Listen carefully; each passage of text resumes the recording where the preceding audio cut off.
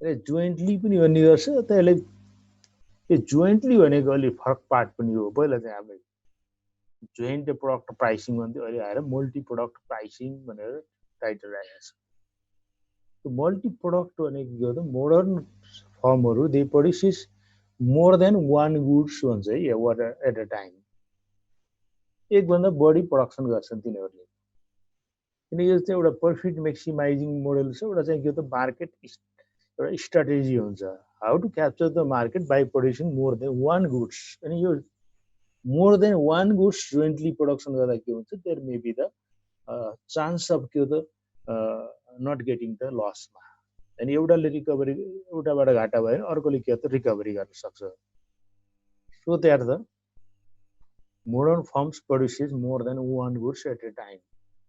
One स्ट्रक्चरबाट एउटा चाहिँ के हो त त्यो सर्फेसबाट उनीहरूले के गर्छ एउटै चाहिँ सिस्टमबाट एउटै म्यानेजमेन्टबाट they produces more than one goods this is the process this is the tendency of modern firms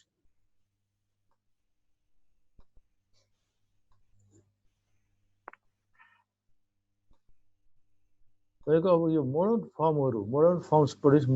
multiple goods product र मल्टी डिजाइन हुन्छ अनि स्टाइल एन्ड मल्टिपल साइज पनि हुनसक्छ such multiple product are produced by a firm mainly due to two reasons mainly चाहिँ दुईवटा reason चाहिँ यसमा चाहिँ पछाडि छ वान इज द के हो त the demand for the various product are related the demand interrelationship हुन्छ तिनीहरूको बिचमा सेकेन्ड केस के हो त यसमा production cost will be reduce एउटा के हो त डिफ्रेन्ट गुड्सको डिमान्ड हुन्छ एकैचोटि हुने गर्छ दोस्रो चाहिँ के हो त production cost maybe reduce while the company or firm produces more than one good. यी दुईटा कारणले चाहिँ basically these are two reasons. However, there are other reasons for basically here focus on the two major fundamental reasons. The microeconomics theory models of price determination are based on the assumption that the firm produces a single goods production homogeneous product when assumptions are most of firms have more than one product in their line of production. Even the most specialized firms produce a commodity in multiple models, styles and size, each so most differentiate from the other that each model or size of the product may be considered independent product. Various models of refrigerator, TV sets, radio, and car models are examples which are produced by a same company may be treated as a different product for at least a pricing purpose. भनेको के हो त यस्ता कम्पनीहरूले they produce the different product different size जस्तै car production गर्ने different चाहिँ के हो त उसको चाहिँ साइजका गर्न सक्छन् त्यसको डिफ्रेन्ट डिजाइनका गर्न सक्छन् टिभी प्रड्युसरले त्यसमा के हो त रिफाइन गरेर नयाँ चाहिँ डिफ्रेन्ट मोडलका डिफ्रेन्ट प्रडक्सन गर्न सक्छन् these are some of the examples of के हो त multi product which are produced by a same organization or firms. The product which are produced together in production process are called multiple product or joint product. The main reason for producing multi-product are the reduction in the cost and demand interdependence. यी दुईटा चाहिँ हामी माथि लेखेर यी दुईटा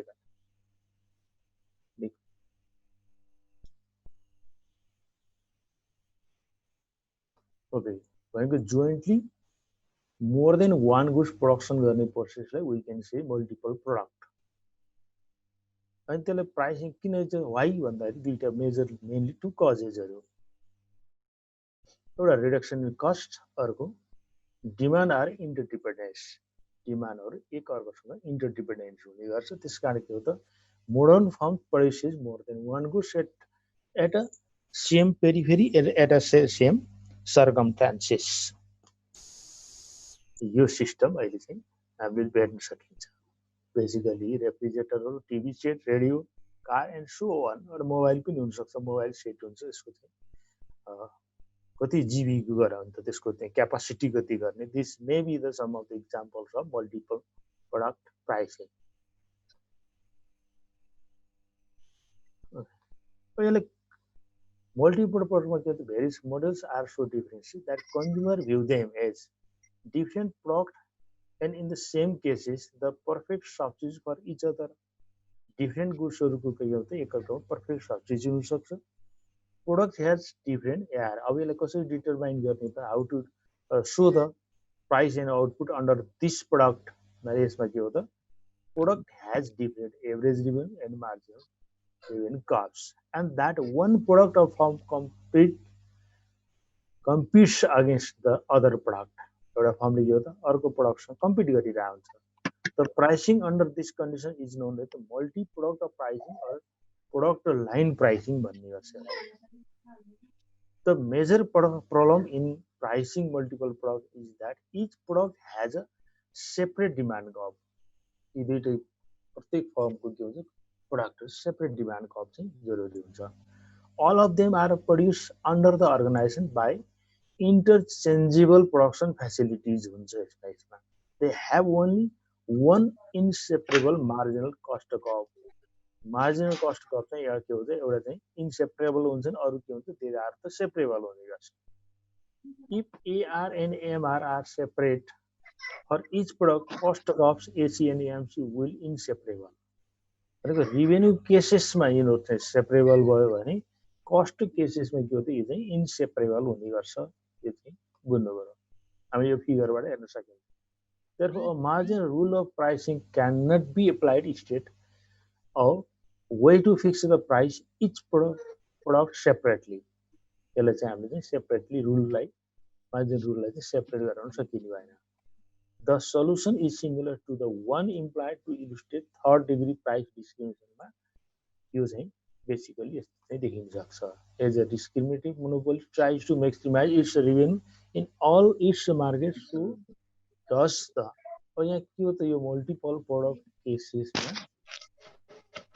हामी कसरी गर्छ त let us see here. Multiple product केसेसमा we have the one figure यहाँ के गर्न सकिन्छ. यहाँ दुईटा चाहिँ के हो त प्रोडक्ट हामीले चाहिँ छुट्यायौं. तर यहाँ के हो त X and Y product we are a company is producing X and Y two goods. दुईटा प्रोडक्सन गरिरहेछ.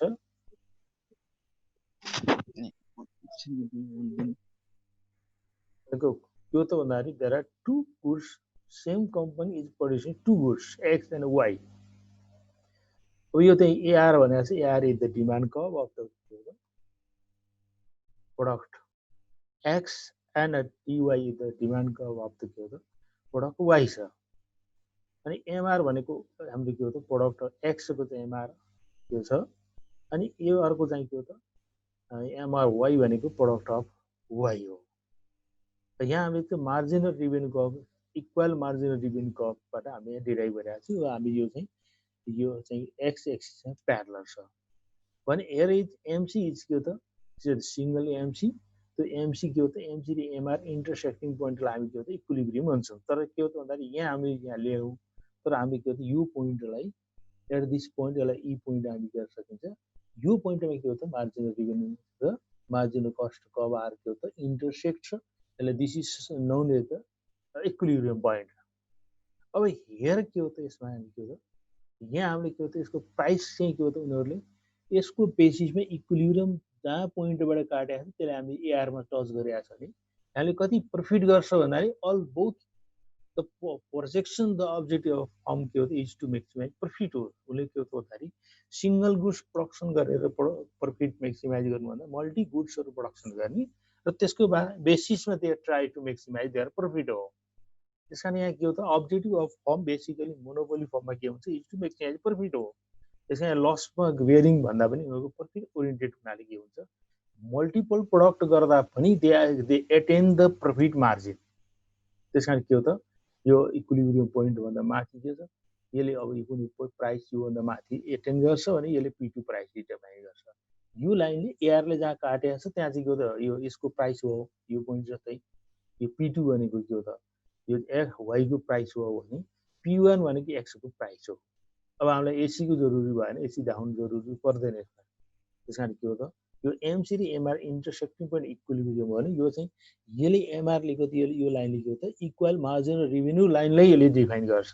त्यसकारण के हो त यसरी प्रोडक्सन गर्दाखेरि मल्टी गुड्सहरू सेम कम्पोनेन्टले सम अर्गनाइजले कम्पनीले प्रोडक्सन गर्दा दे गेट द प्रफिट हो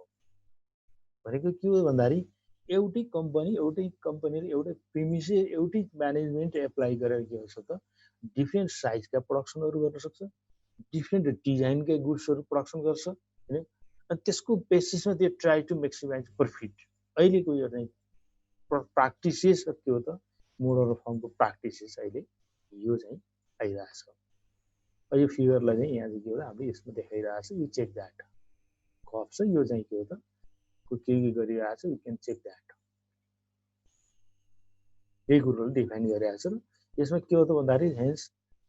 this price and output combination maximise profit from each product and hence the overall profit of them भनेको ओभरअल प्रफिट चाहिँ के हो प्रत्येकले के गर्छ त मल्टी प्रोडक्ट केसेसमा एभ्री प्रोडक्सनबाट firm try to maximise profit हो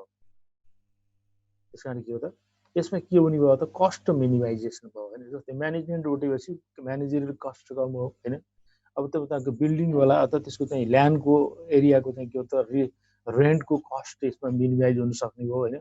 अपरेटिङ स्टाफको कस्ट मिनिमाइज हुन सक्ने भयो हैन अनि त्यसपछि युटिलिटीहरू टेलिफोन होला अथवा त्यो इलेक्ट्रिसिटीको चार्ज पनि यसमा के हो त कम हुन सक्ने भयो हैन त्यस कारणले के हुन सक्छ multi product pricing multi production गर्दाखेरि फर्मलाई के हो त अपरेटिङ कस्ट मिनिमम हुन जाने र त्यसको आधारमा के हो त प्रोडक्सन गर्दाखेरि उनीहरूलाई प्रफिट चाहिँ मैक्सिमाइज हुन सक्ने त्यो स्ट्राटेजीको कारणले अर्को कुरोको गुड्स आर इन्टर रिलेटेड हुन्छन् एउटा अर्कोसँग रिलेटेड हुनाले अनि त्यो के हो त डिमान्ड के हो त एक अर्को इन्टरडिपेन्डेन्ट हुनाले के हो त आजभोलि के हो त this type goods are produce by के हो त मोडर्न फर्म्स यो चाहिँ एउटा चाहिँ टेक्निक अफ के हो त प्राइसिङ हो यो हेर्नु ओके अब दोस्रो के हो त वी हेभ अनदर के हो त टेक्निक के हो त हामीसँग प्राइस ट्रान्सफर प्राइसिङ टेक्निक्स भनेर नेक्स्ट वान एउटा मल्टी प्रोडक्ट प्राइसिङ छ भने अर्को हामीसँग के हो त यो प्राइसिङ टेक्निक्समा ट्रान्सफर प्राइसिङ भने के त प्राइस ट्रान्सफर गर्ने हैन प्राइस ट्रान्सफर भनेको बेसिकल्ली यो अहिले चाहिँ सिङ्गापुरको मोडल हेर्ने हो नि त्यसले चाहिँ के हो त त्यो मेसिनरी कम्पोनेन्टहरू लिएर आउँछ इक्विपमेन्ट ल्याउँछ र त्यसले के हो त वस्तुको एसेम्बलिङ गर्ने टेक्निक छ भनेको डिफ्रेन्ट स्टेज अफ प्रोडक्सनको बेसिसमा के हो त प्राइस चाहिँ के हो त डिटरमाइन गर्छ जस्तै एउटा चाहिँ के हो त जस्तै हामीले चाहिँ यो सिजी कम्पनीले टिभी पनि बनाएको हुन्छ हैन टिभी मोडल कुकरहरू राइस कुकर यस्तो बनाइरहेको छ उसले के गर्छ भन्दाखेरि त्यसका पार्ट पुर्जाहरू ल्याउने त्यो पार्ट पुर्जालाई ल्याएर के गर्छ त त्यसले एउटा भनेको एउटा चाहिँ इन्टरमिडिएट फर्ममा एउटा प्राइस हुन्छ भने एउटा फाइनल गुड्सको केसमा अर्को प्राइसिङ हुने गर्छ त्यसकारण के हो त भनेको ट्रान्सफर प्राइसिङ भनेको एउटा फेजमा भनेको यहाँ के हुन्छ त भन्दा यो इन्टर कम्पनी प्राइसिङ एरेन्जमेन्ट गरिएको हुन्छ जस्तै ट्रान्सफर प्राइसिङ के हो त term use describe to all aspect of intercompany pricing arrangement between the related business entities include transfer of intellectual property, transfer of tangible goods, services and loans and other financing transactions. It may define the determination of price of intermediate product sold by one semi-autonomous division of firm to another semi-autonomous division of the same enterprises. भनेको यहाँ के हो त एउटा कम्पनीले एउटा चाहिँ विभागले पार्टले जस्तै बेसिकली के हो त अहिले चाहिँ यो कम्पनीमा अर्गनाइजेसन डिफ्रेन्ट पार्टहरू हुन्छ डिभिजनहरू हुन्छ त्यो डिभिजनले एउटा चाहिँ प्रोडक्सन गरिसके त्यसको एउटा प्राइस राख्छ त्यो भनेको सेमी टाइपको प्रोडक्सन गर्ने हो जस्तै इन्टरमिडिएट गुड्सको प्रोडक्सन गर्यो उसले त्यसलाई लगेर फेरि अर्को प्रोसेसमा जाँदाखेरि के हुन्छ त्यसको एउटा प्राइस सेट गरिसकेपछि त्यो भन्दा अर्को चाहिँ फाइनल गुड्समा जाँदाखेरि के हुन्छ त्यसको प्राइस चाहिँ चेन्ज आउँछ भनेको स्टेप वाइज प्राइसिङ हुन्छ त्यसले प्राइसिङ चाहिँ के हो भन्छ एउटा मोडलमा आइसके त्यसको एउटा प्राइस डिटरमाइन गर्छ भने नेक्स्ट मोडलमा जाँदाखेरि त्यो प्राइसमा के हुन्छ चेन्ज भइरहेको हुन्छ यो चाहिँ प्रोसेस चाहिँ अहिले चाहिँ देखिएको हुन्छ भनेको एउटा चाहिँ हो त इन्टर कम्पनी बिचमा एउटा प्राइसिङ एरेन्जमेन्ट गर्ने टेक्निक नै के हो त ट्रान्सफर प्राइसिङ हो भनेर यहाँ बुझ्नु फर्म इन्टर रिलेटेड कम्पनीको बिचमा प्राइस को एरेन्जमेन्ट गर्ने टेक्निकलाई हामी यो के हो त we can say that transfer pricing भन्ने गर्छौँ to the price goods service within the multi-division organization, particularly in regard to cross-border transaction. For example, goods from the production division may be sold to the marketing division. भनेको production डिभिजनले production गरेको गुड्सलाई marketing डिभिजनमा उसले के हो त उसले चाहिँ के हो त सेल गर्न सक्ने हो सोल्ड गर्न सक्ने हो त्यसमा के हुन्छ प्रोडक्सन डिभिजनले गरेको प्राइस भन्दा मार्केटिङ डिभिजनले बजारमा लाने मूल्य के हुन्छ त्यसको चाहिँ हाई हुने गर्छ goods from parent company may be sold to a foreign subsidiary भनेको प्यारेन्ट कम्पनी प्रोडक्सन के त फोरेन सब्सिडीमा लान सक्छ भन्नुको अर्थ के हो त भन्दाखेरि त्यसको प्राइसलाई एउटाबाट अर्कोमा जाँदाखेरि के हो त गुड्सहरू जस्तै के हो त मार्केट प्रोडक्सन युनिटले प्रोडक्सन गरेको गुड्सलाई हामी के हो त मार्केटिङ डिभिजनमा जाँदाखेरि के हो त प्रोडक्सन युनिटको प्राइस भन्दा मार्केट डिभिजनमा जाँदाखेरि प्राइस के हो त द्याट इज डिफरेन्ट हुन्छ because the include the profit margin उनीहरूले के गर्छन् त प्रफिटको मार्जिन चाहिँ उनीहरूले यसमा चाहिँ एड गरिरहेका हुन्छन् त्यसकारण के हो त प्राइसिङ एउटा प्रोसेसबाट एउटा प्रोडक्टबाट अर्को प्रोसेसमा जाँदाखेरि के हो त त्यसमा प्राइस चाहिँ त्यसमा चाहिँ चेन्ज भइरहेको हामीले देख्छौँ choice of transfer pricing affect the division of total profit among the parts of the company this has led to the rise of the transfer pricing regulations as government seek to the seem to the flow of the taxation revenue overseas, making the issue one of great importance for the multinational corporation. जस्तै एउटा home प्रोडक्टबाट अर्को चाहिँ के त मार्केटमा जाँदा अथवा one कन्ट्रीबाट अर्को कन्ट्रीमा जाँदा के हुन्छ त गुड्स सर्भिसको त्यसमा प्राइसमा इफेक्ट आइरहेको हुन्छ त्यो टेन्डेन्सीलाई we can say transfer pricing भने हो if the decision maker in each division attempt to maximize profit for their units, the total profit of firm might be reduced. प्रत्येक युनिटले के गर्नु त प्रफिट मैक्सिमाइज गर्छन् भने अनि त्यो टोटल प्रफिट चाहिँ के हो त घट्नु पनि सक्छ but it is important that price of intermediate products should be set so as to maximize overall profit rather than the division profit भनेको के हो त इन्टरमिडिएट फर्ममै के हो त यसको प्राइसलाई सकेसम्म त्यसबाट चाहिँ प्रफिट चाहिँ मैक्सिमाइज गर्न त्यसमा चाहिँ ट्राई गरिनुपर्छ भनेको के हो त भन्दाखेरि वान सेक्टरबाट अर्को सेक्टरमा के हो त प्राइस चाहिँ के हो त डेभिएसन आउँछ र त्यसको प्राइसमा के हो त भन्दाखेरि जस्तै प्रोडक्ट युनिटले एउटा प्राइस सेट गरेको छ भने मार्केटिङ जाँदा के हो त मार्केटिङ कस्टलाई समेत एड गरेको त प्राइस चाहिँ के हो त मा चेन्ज आइरहेको हुन्छ तर के हो त ultimate goal of the form के हो त इज टु मैक्सिमाइज के हो त द्याट इज द प्रफिट हो एउटा चाहिँ के हो त एउटा टेक्निक हो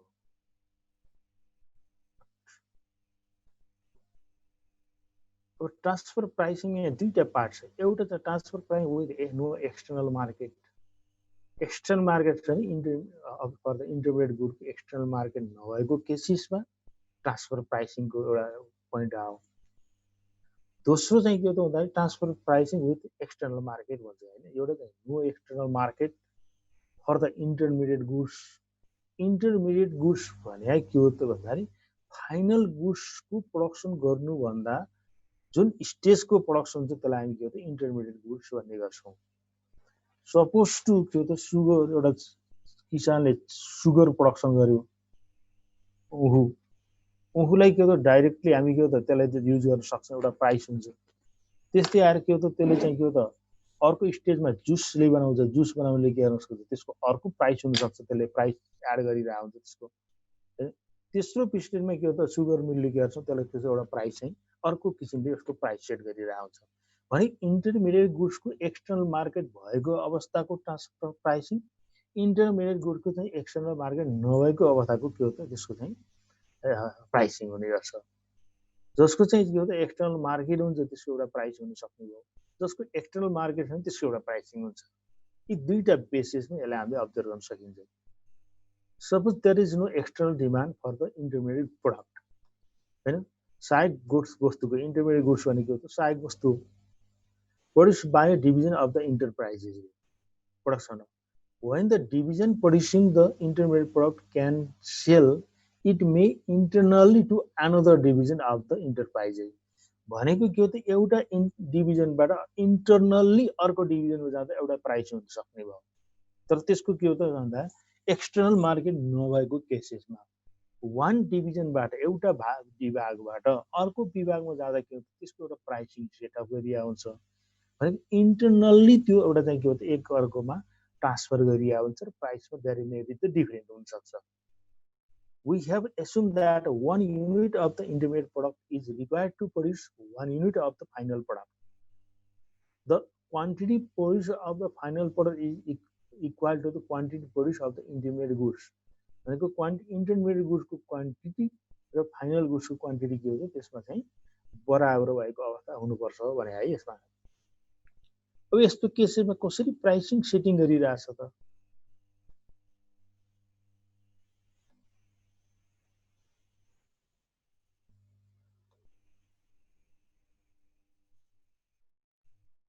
यसमा कसरी प्राइसिङ सेटअप गर्ने त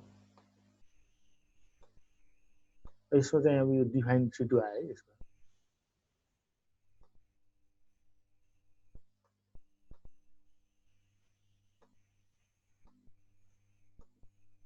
अब के हो त कसरी प्राइस यो डी भनेको एभरेज रेभेन्यू र डिमान्ड कर्भ यो मार्जिनल रेभेन्यू यो चाहिँ एमसीएम भनेको यो मार्जिनल प्रोडक्ट एमसीपी दुईटा छ अब यो त के हो त दुईटाको एउटा चाहिँ के हो त marginal product P marginal product एउटा एमसीपी भनेको इन्टरमिडिएट गुड्सको मार्जिनल कस्ट अर्को चाहिँ के हो त भन्दाखेरि मार्केटिङ जान्छ नि त्यो भन्दा पछाडिको स्टेपको के हो त फाइनल प्रोडक्टको मार्जिनल कस्ट कर्भलाई के भन्छ एमसीएम भन्छौँ र एमसी भनेको यी दुईटाको कम्बाइन गरेपछि लास्टमा आउँछ त्यसलाई एमसी भनेर देखाउने गर्छौँ दुईटा जोडेपछि अब इक्विलिब्रियम के हो त एमसीएमआर काटिएको पोइन्टलाई हामी के हो त इक्विलिब्रियम भन्ने गर्छौँ यो इक्विलिब्रियम पोइन्ट के हो त यहाँ ई भयो यीले के हो त भन्दाखेरि total MCP one P plus MCM combination sum of बाँडेको थियो त्यो चाहिँ इक्विलिब्रियम पोइन्ट हो एउटा प्राइस यहाँ छ एउटा प्राइस यहाँ छ यसमा के हो त भन्दाखेरि intermediate goods equal to final goods भनेर एस्युम गरिरहेको छ यसमा यसो एसम्सन है हो भनेको यसमा विदाउट एक्सटर्नल मार्केटको केसेसमा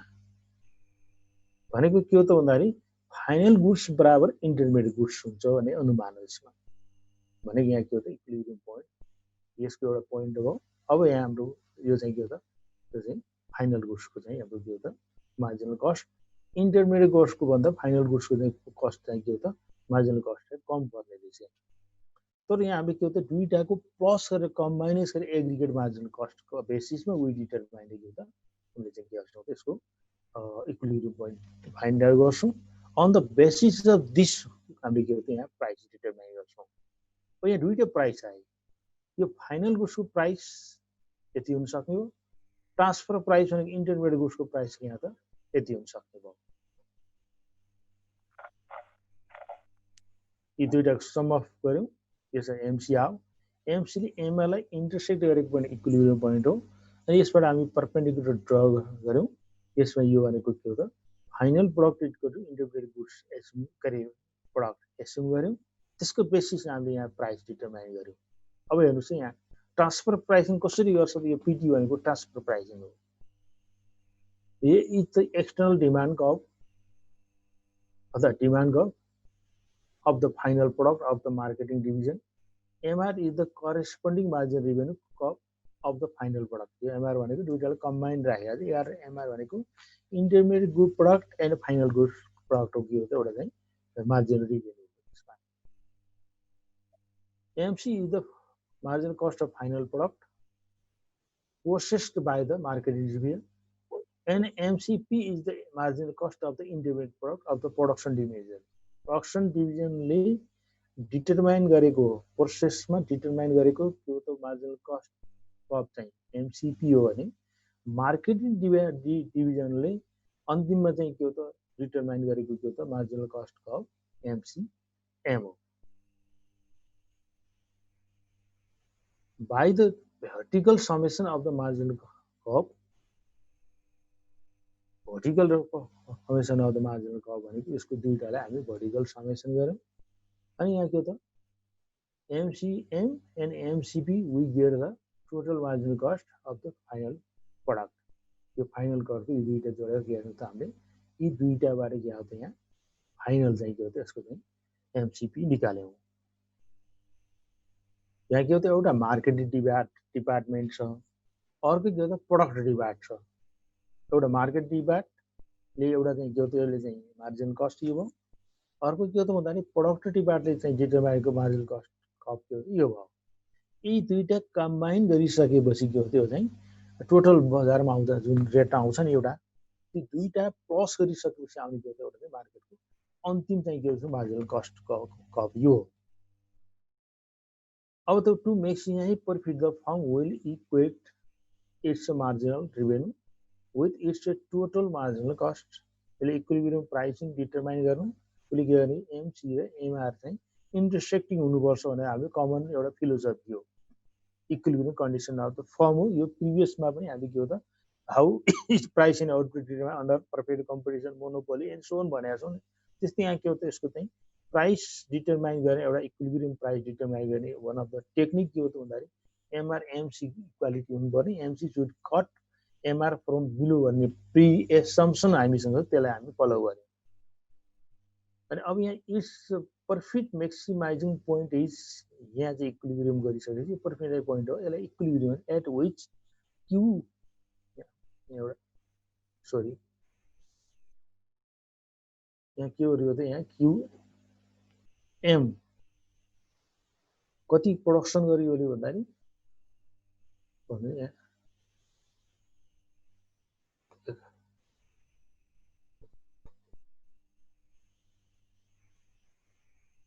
क्युएम हुनु भने यहाँ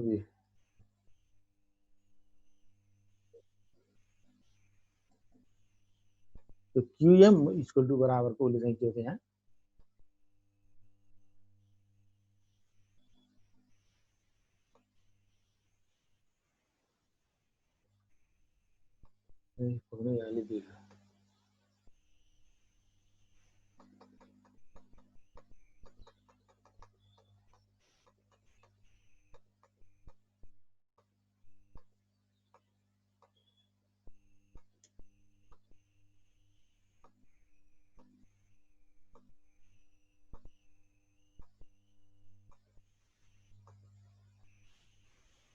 यसले के हो त क्युएम लेभलको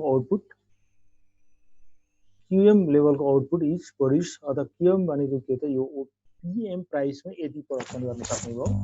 यो एसम्पसन के हो त भन्दा इन्टरमिडिएट गुड्स र फाइनल गुड्स के हो त क्वान्टिटी के हो त सेम हुनुपर्छ भने प्रि एसम्पसन यसमा हो.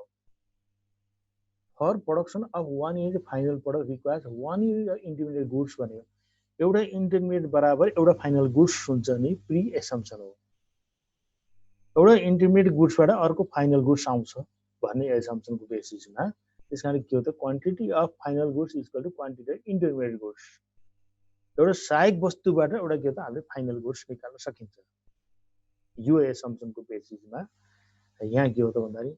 पीएम प्राइसमा उसले यो के हो त यति क्वान्टिटी उसले प्रोडक्सन गर्न सक्ने भयो. यो एसम्पसनको बेसिसमा equal to the therefore the amount of Q OQ भनेको यहाँ सरी एक ओक्यू भनेको क्युएम है. यहाँ OQM amount of intermediate P यसको चाहिँ इन्टरमिडिएट गुड्सको पी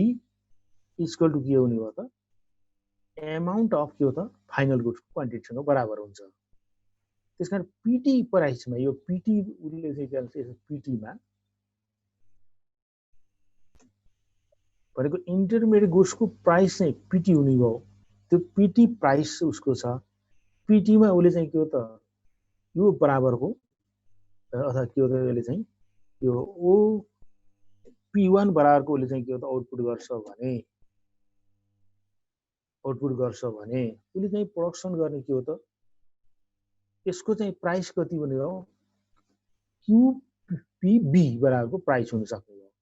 भनेको इन्टरमिडिएट गुड्सको प्राइस चाहिँ के यति छ भने फाइनल गुड्सको प्राइस चाहिँ के हो त यति हो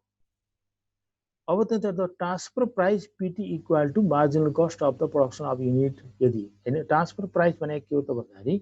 यसले फाइनल गुड्समा जति चाहिँ उसले चाहिँ प्रोडक्सन गर्दा मार्जिनल कस्ट जहाँ इन्टरसेप्टिङ गरेको छ नि यो के हो त भन्दाखेरि यो जति आउटपुट गर्दा लागेको मार्जिनल कस्ट छ त्यही बराबरको के हो त उसको चाहिँ प्राइस हुनेछ इन्टरमिडिएट गुड्सको चाहिँ प्राइस भनेको मार्जिनल कस्ट जति छ मार्जिनल कस्ट के बराबर हुन्छ भने यो चाहिँ के हो त यसले चाहिँ कति बराबरको आउटपुट गरेको छ त्यहाँ हैन त्यसैले मार्जिनल कस्ट भनेको additional cost equal to price हुने यसमा है यो ट्रान्सफर प्राइस बराबर मार्जिनल कस्टसँग बराबर हुनेछ of the intermediate product is a right or the appropriate transfer price by adding it to marginal cost योसँग एड गरेर यो मार्जिनल कस्ट के छ यसको चाहिँ यो मार्केट प्राइस भन्दा यसको प्राइस के हो त यो भन्दा माथि छ भनेको के हो त भन्दाखेरि मार्जिनल कस्ट अफ द के हो त ट्रान्सफर अथवा के हो त इन्टरमिडिएट गुड्सको मार्जिनल कस्ट के छ बढी छ मार्केटिङ चाहिँ के हो त अथवा फाइनल गुड्सको चाहिँ के हो त प्रोडक्टको चाहिँ मार्जिनल कस्ट बिलो छ भने इन्टरमिडिएट गुड्सको चाहिँ के हो त भन्दाखेरि प्राइस यसको मार्जिनल कस्ट भन्दा के हो त बढी हुनेछ सो यसमा मार्जिनल कस्टको मार्केटिङ अथवा फाइनल गुड्सको मार्जिनल कस्टको अथवा मार्केटिङ डिभिजनले प्रोडक्सन गर्दाखेरि लाग्ने मार्जिनल कस्ट भन्दा ट्रान्सफर प्राइस के हो त त्यसको चाहिँ अथवा इन्टरमिडिएट गुड्सको प्राइस के हो त त्योभन्दा बढी राख्ने छ Therefore, transfer price PT equal to marginal cost of production unit हैन यसबाट यसले डिटरमाइन गर्छौं the marketing division equates the combined marginal cost market डिभिजनले अब अन्तिममा के हो यो चाहिँ कम्बाइन्ड डिभिजन कस्ट निकाल्ने हो इट्स मार्जिनल रेभेन्यू भनेको यो हो मार्केटको रेभेन्यू यो एउटा मार्केटिङ रेभेन्यू छ to make sense overall profit overall प्रॉफिटको लागि के हो त यसले चाहिँ यो इक्वेट गर्छ Question above this causes the top management of the enterprise to decide to produce OQ भनेको अथवा OQ भनेको यसलाई हामी दुईटालाई OQ अथवा OQM भन्न सकिन्छ यसलाई दुईटै एउटै हो OQM बराबरको उसले चाहिँ के हो त आउटपुट गर्न सक्ने हो अनि यसैको बेसिसमा उसले के गर्न सक्ने हो त आउटपुट अथवा final product and share the price of the final product equal to PM price to maximize overall profit of the enterprises भनेको इन्टरमिडिएट गुड्सको प्राइस चाहिँ यति थियो भने अब के आयो त भन्दाखेरि फाइनल गुड्समा अन्तिम बजारमा लगेर बेच्ने हुन्छ नि त्यहाँ अन्तिम फाइनल गुड्सको प्राइस चाहिँ के हो त यति हुन्छ भने यो बीचको ग्याप के हो त ट्रान्सफर प्राइस हो भनेको इन्टरमिडिएट गुडले यदि प्राइसमा उसले चाहिँ गुड्सलाई दिन सक्थ्यो भने तर फाइनल बजारमा हामीले किन्ने अवस्थामा आउँदा के हो त्यसको प्राइस चाहिँ बढी भयो भनेको एउटा प्राइस यहाँ भयो OPT बराबरको एउटा प्राइस छ एउटा इन्टरमिडिएट गुडको फेजेसमा अनि हाम्रो बजारमा किन्न आउन्जेलसम्मको प्राइस के हो त OPM हुने हो भने यस्तो प्रोसेसलाई हामी के भन्ने चाहिँ ट्रान्सफर प्राइसिङ टेक्निक भन्छौँ भनेको प्रोडक्सनका डिफरेन्ट युनिटहरू हुन्छ डिभिजन हुन्छ हैन अन्तिम स्टेजसम्म आउनको लागि कम्पनीमा डिफरेन्ट टाइपका के हो त भन्दा डिभिजन हुन्छ ती डिभिजन मध्ये हामी के हो त दुईटा डिभिजन मान्यौँ एउटा मार्केटिङ डिभिजन र एउटा के हो त हामीले इन्टरमिडिएट गुड्स भनेको प्रोडक्ट डिभिजन मान्यौँ एउटाले एउटा इन्टरमिडिएट फेजेसमा आउँदाखेरि एउटा मूल्य हुन्छ भने त्यो चाहिँ बजारमा जब कन्ज्युमरले कन्ज्युम गर्ने प्रोसेसमा आउँदाखेरि के हो त्यसको चाहिँ अर्को प्राइस हुने गर्छ त्यसलाई नै के हो त यसको प्रोसेस लागि के हो त ट्रान्सफर प्राइसिङ भनिन्छ यो निकाल्ने तरिका चाहिँ यो प्रोसेसबाट छ भनेको के हो त स्टेज वाइज चाहिँ यो त प्राइसिङ डिटरमाइन गर्ने एउटा प्रोसेसबाट अर्को प्रोसेसमा जाँदाखेरि के हो प्राइसमा डेभिएसन आउँछ भने त्यो के हो त एउटा ट्रान्सफर प्राइसिङ हो भनेको के हो त भन्दाखेरि inter related inter exchange system यसमा चाहिँ के हो त डिपेन्ड गर्ने भयो त्यसकारण यो के हो त यसरी प्राइसिङलाई डिटरमाइन गर्ने टेक्निकलाई हामी के हो त ट्रान्सफर प्राइसिङ भन्छौँ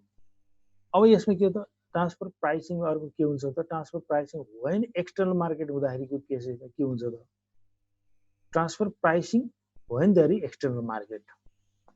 बाह्य बजार छ हुँदाखेरि र नहुँदाखेरि अब इन्टरनल मार्केट मात्रै छ भने एक्सटर्नल मार्केट नहुँदा के हो त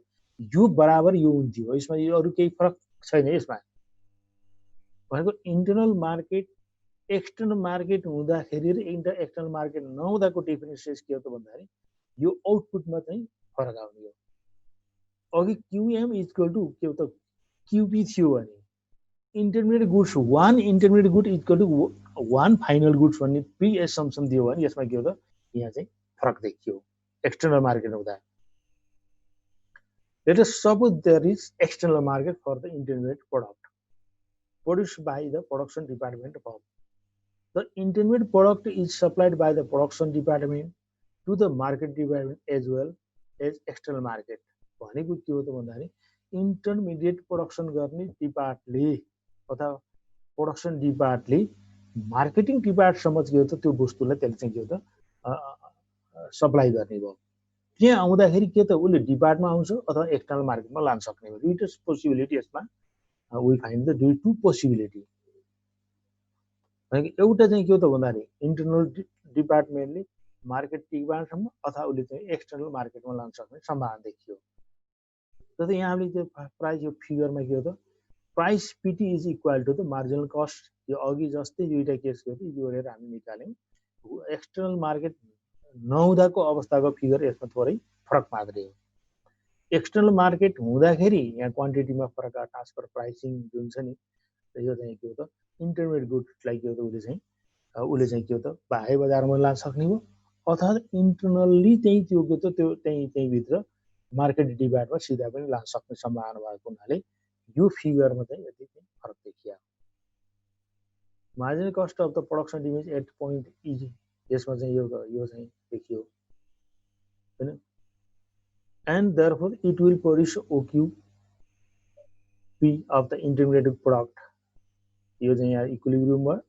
एमआर भनेको मार्केट हाम्रो के हो त मार्केटसम्म आउँदा मार्जिनल रेभेन्यू यो भयो। यो डिमान्ड भनेको मार्केट डिमान्ड अथवा एभरेज रेभेन्यू यो भयो। यसमा के हो त भन्दाखेरि यहाँ चाहिँ के हो त यो छ र यो इक्विलिब्रियम भयो र यसको प्राइस यति हुन सक्ने क्वान्टिटी आउटपुट यति हुन सक्ने हो।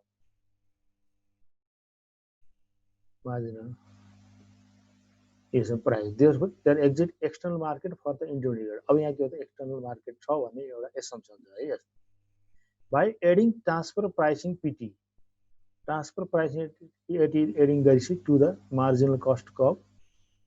मार्जिनल कस्ट के हो त एमआर के हो त यो भयो। त्यो ट्रान्सफर प्राइसलाई जोडियो मार्जिनल कप यता तल हुन्छ किन भन्दाखेरि यो चाहिँ मार्केटिङसम्म जाँदाखेरि के हो त भन्दाखेरि रिफाइन हुन्छ र मार्केटिङ के हो त त्यो चाहिँ प्राइस चाहिँ अब बढी के नयाँ प्रोसेसिङ गर्दा के हो त इफिसियन्सी रेज हुने हुनाले मार्जिनल कस्ट चाहिँ घट्न सक्छ भन्ने प्री एजम्पसन है यसमा। त्यसकारण यहाँ के हो त यो चाहिँ दुईटा जोडेर अघि जस्तै के हो त यो भनेको दुईटाको मार्जिनल कस्ट एमसी इजको के हो त एमसीपी एमसीएम र त्यो एमसीपी देखियो यहाँ।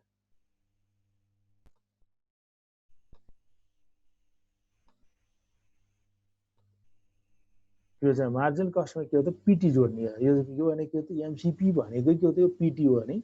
MC equal to MCM plus PT. PT भनेको के हो त यो चाहिँ एमसीपी हो यो दुईटा जोडेर के हो त मार्जिनल कस्ट हो कि के हो त यो दुईटा जोडिन्थ्यो भने अहिले चाहिँ प्राइसलाई जोड्ने भयो। यसमा फरक यति आयो। अहिलेको यसको फरकमा के हो त एउटा चाहिँ क्वान्टिटी फरक आउने हो। दोस्रो के हो त भन्दाखेरि यसमा चाहिँ एमसी निकाल्दाखेरि एमपिटीलाई भनेको के हो त भन्दाखेरि इन्टरमिडिएट गुड्सको प्राइसलाई हामीले के हो त यसमा यसलाई चाहिँ एमसी निकाल्दाखेरि जोड्ने छौँ। The market division will equate to the total marginal cost with एमआरसँग उसले इक्वेट गरिन्छ भने MC equal to MR determine के अरे इक्वेट गरिन्छ टु मेक्सिमाइज इट्स प्रफिटलाई मेक्सिमाइज गर्न। This happen at the point E यो पोइन्टमा के हो त इक्विलिब्रियम हुन्छ विच करेस्पोन्ड टु प्राइस यो प्राइस डिटरमाइन गर्ने हो। एन्ड क्वान्टिटी के हो त यहाँ चाहिँ आउँदाखेरि घट्ने रहेछ। इन्टरमिडिएट गुडलाई रिफाइन गर्दाखेरि इन्टरमिडिएट गुड्सको प्राइस के हो त त्यसलाई फाइनल लाँदा त रिफाइन गर्दाखेरि त्यसको के हो त र त्यसको कस्टिङ पनि के हो त त्यसमा इफेक्ट गर्न सक्ने हो। त्यस कारण के हो त यसको चाहिँ क्वान्टिटी घट्न सक्छ। तर यसको अब्जेक्टिभ के हो त भन्दा यसको चाहिँ प्रफिट मेक्सिमाइजेसन हुनाले के हुन्छ यसले चाहिँ यसको प्राइस चाहिँ बढीमा बेच्न सक्छ। It follow the that total output produced by the production unit producing intermediate product, it will sell OQM unit internally to the market region यसले यो डिभिजनले के गर्न सक्ने हो त यति क्वान्टिटीलाई उसले के हो त इन्टरनल मार्केटमा यति क्वान्टिटी उसले चाहिँ के हो त बेच्न सक्ने भयो भने ओकियुएम क्वान्टिटी इन्टरनल्ली बेच्न सक्ने भयो भने अरू बाँकी हो त बजारमा लान सक्छ भनेको यो के हो त यो प्राइसमा उसले के हो त यो चाहिँ पिटीलाई यति क्वान्टिटी चाहिँ के हो त इन्टरनल्ली उसले बेच्न सक्ने भयो it follow that total credit produce by the production internal to it, it will sell Q unit internally to the market region and the remaining यति के गर्न सक्यो उसले चाहिँ sell in the external market अघि के त भन्दाखेरि जति थियो त्यही बराबर हुन्थ्यो भने अहिले आएर के एक्सटर्नल मार्केटमा उसले के गर्न सक्ने यदि युनिट चाहिँ इन्टरनल्ली मार्केटिङ डिभिजनलाई बेच्दाखेरि भन्दा उसले चाहिँ मार्केटिङ एक्सटर्नल मार्केटमा त्यो इन्टरमिडिएट गुडलाई बेच्दाखेरि के हुन सक्छ त्यसको चाहिँ बढी गेन गर्न सक्ने हुनाले के गर्न सक्ने भयो एउटा इन्टरनल्ली प्रोडक्सन युनिटले मार्केटिङ डिभिजनलाई बेच्न सक्ने सपोज टु यति बेच्यो भने अनुमान छ हामीले भने अरू बाँकी उसले के हो त बाहिरलाई बेच्न सक्छ तर profit each of unit and overall profit of the enterprise are maximize भनेको के हो त भने ओभरअल प्रफिट के हुन्छ त्यो अल्टिमेटली म्याक्सिमाइज हुने गर्छ भनेको के हो त ट्रान्सफर प्राइसिङमा एउटा intermediate goods equal to final goods हुन्छ भने हैन इन्टरनल्ली भनेको के हो त whatever the goods is produced by internal department production that is sold to the कसलाई भन्दाखेरि मार्केट डिभिजनलाई दिन्छ भन्ने एउटा एसम्पसन भयो भने दोस्रो एसम्पसन के हो त भन्दाखेरि जति प्रोडक्सन गर्छ इन्टरमिडिएट गुड्सले प्रोडक्सन युनिटले त्यो सबै केही मार्केटिङ युनिटलाई दिन सक्ने भयो मार्केटिङ डिभिजन भने केही चाहिँ बाहिर लान सक्छ तर अल्टिमेटली उनीहरूको गोल के हो त भन्दाखेरि प्रफिट चाहिँ म्याक्सिमाइजेसन हो ओभरअल प्रफिट के हो त म्याक्सिमाइजेसन टार्गेट हुनाले दुईटा मार्केटको प्री एसम्पसनमा एउटा इन्टरनल्ली एउटा डिभिजनले अर्को डिभिजनमा लगेर सेल गर्ने प्रोसेस भयो भने एउटा के हो त एउटा डिभिजनले केही इन्टरनल डिभिजनलाई दिन सक्ने भयो युनिटलाई भने केही बाहिर बजारमा लान सक्छ भनेको के हो त अघि चाहिँ के हो त बाहिर बजारमा चाहँदैन भन्ने फिगर थियो भने यसले जति छ यही भित्री चाहिँ के हो त इन्टरमिडिएट गुड्स प्रोडक्सन युनिटले मार्केट डिभिजनलाई दिन्छ भन्ने अनुमान भयो भने अब दोस्रो युनिट के हो त भन्दाखेरि जति प्रोडक्सन गर्छ त्यसको केही युनिट मार्केटिङ डिभिजनमा दिन सक्ने भयो जस्तै यति चाहिँ मार्केट डिभिजनलाई दिन्छ भने यति बराबरको उसले चाहिँ बाहिर बजारमा लान सक्छ अल्टिमेटली उसले के गर्न सक्छ त यसको चाहिँ अब्जेक्टिभ के हो त भन्दा प्रफिट म्याक्सिमाइजेसन हो यो कुरा चाहिँ यसमा चाहिँ रिलेटेड छ भनेको के हो त मार्केटिङ डिभिजन जस्तै इन्टरमिडिएट गुडले चाहिँ के हो त यो वस्तुलाई यदि चाहिँ के हो त बाहिर बजारमा बेच्यो भने त उसले रिफाइन गर्नु परेन उसले के हो त यो प्राइसमा बजारमा दिन सक्छ अब यो चाहिँ यसले के हो त यो क्वान्टिटीलाई यो चाहिँ यसलाई दियो भने अब मार्केटिङ डिभिजनले के गर्छ यो प्राइसमा लिएको वस्तुलाई के हो त उसले चाहिँ रिफाइन गर्छ र अर्को चाहिँ यसलाई रिफाइन गर्छ रिमोडेलिङ गर्छ रिडिजाइन गर्छ त्यसपछि के गर्छ उसले यति क्वान्टिटीले मार्केटिङ डिभिजनले फाइनल गुड्सको रूपमा बजारमा के हो त यो प्राइसमा बेच्छ भनेको के हो त इन्टरमिडिएट फेजमा पनि त्यहाँ प्रफिट म्याक्सिमाइजेसन मोडल हुन्छ भने फाइनल फेजमा पनि आउँदाखेरि के हो त त्यहाँ प्रफिट म्याक्सिमाइजेसन हुन्छ भनेको के त ultimate goal of the producer के हो त भन्दाखेरि डिफ्रेन्ट स्टेजमा प्रफिट म्याक्सिमाइजेसन गर्ने हुनाले डिफ्रेन्ट स्टेजमा जो try to maximize their profit हो त्यसमा ट्रान्सफर प्राइसिङले के गर्छ त प्रोडक्सनका डिफ्रेन्ट चाहिँ स्टेज हुन्छ भने एउटा इन्टरमिडिएट स्टेज भने एउटा फाइनल प्रडक्ट स्टेज हो योलाई एसम्पसन गरिएको छ त्यस कारण के हो त यी दुईटाबाट हामीले हेर्नुपर्ने हो इन्टरमिडिएटको एउटा चाहिँ के हो त भन्दाखेरि बाह्य बजार हुँदा अर्को चाहिँ बाह्य बजार नहुँदा र वस्तुको के हो त उत्पादन गरिन्छ र अल्टिमेट यिनीहरूको अल्टिमेट गोल के हो त यिनीहरूले चाहिँ प्रफिट म्याक्सिमाइज गर्न ट्राई गर्छन् भन्ने कुरा यसमा हेर्नुपर्छ यो तपाईँलाई मैले पठाइदिएको हुन्छु एकचोटि हेर्नु होला अब नेक्स्ट हाम्रो के हो त कम्पोनेन्ट्स यसभित्र हेर्नु भने त्यो मार्केटिङ प्राइसिङमा अर्को चाहिँ पिक लोड प्राइसिङ भनेर एउटा चाहिँ हाम्रो पार्ट छ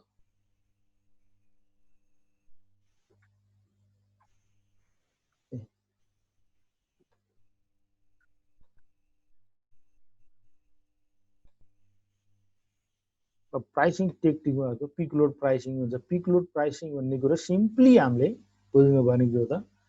यो बेसिकली अहिले त हाम्रो नेपालमा इलेक्ट्रिसिटीको हुन त अहिले चाहिँ के हो त इन्टरनेटहरूको त्यस्तै इलेक्ट्रिसिटीको के हो त अहिले चाहिँ प्रेसर बढिरहेछ भनिरहेछ किन because of the lockdown many of people stay house and occupy, they use the maximum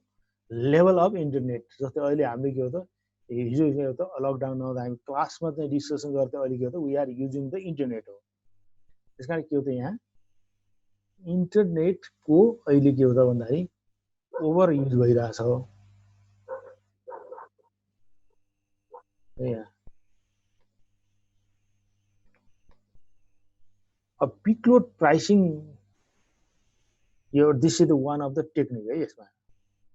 pick load pricing भने बेसिकली हामी कस्ता कस्ता गुड्समा चाहिँ पिक लोड प्राइसहरु दुईटा अपलोड र पिक लोड भन्ने गर्छ। यहाँ अफलोड अर्को पिक लोड। जतिखेर यसको डिमान्ड प्रेसर हुन्छ एउटा प्राइसिङ राख्ने, जति डिमान्ड प्रेसर कम हुन्छ त्यसको प्राइस कम हुने भन्ने एउटा टेन्डेन्सी हो। जस्तै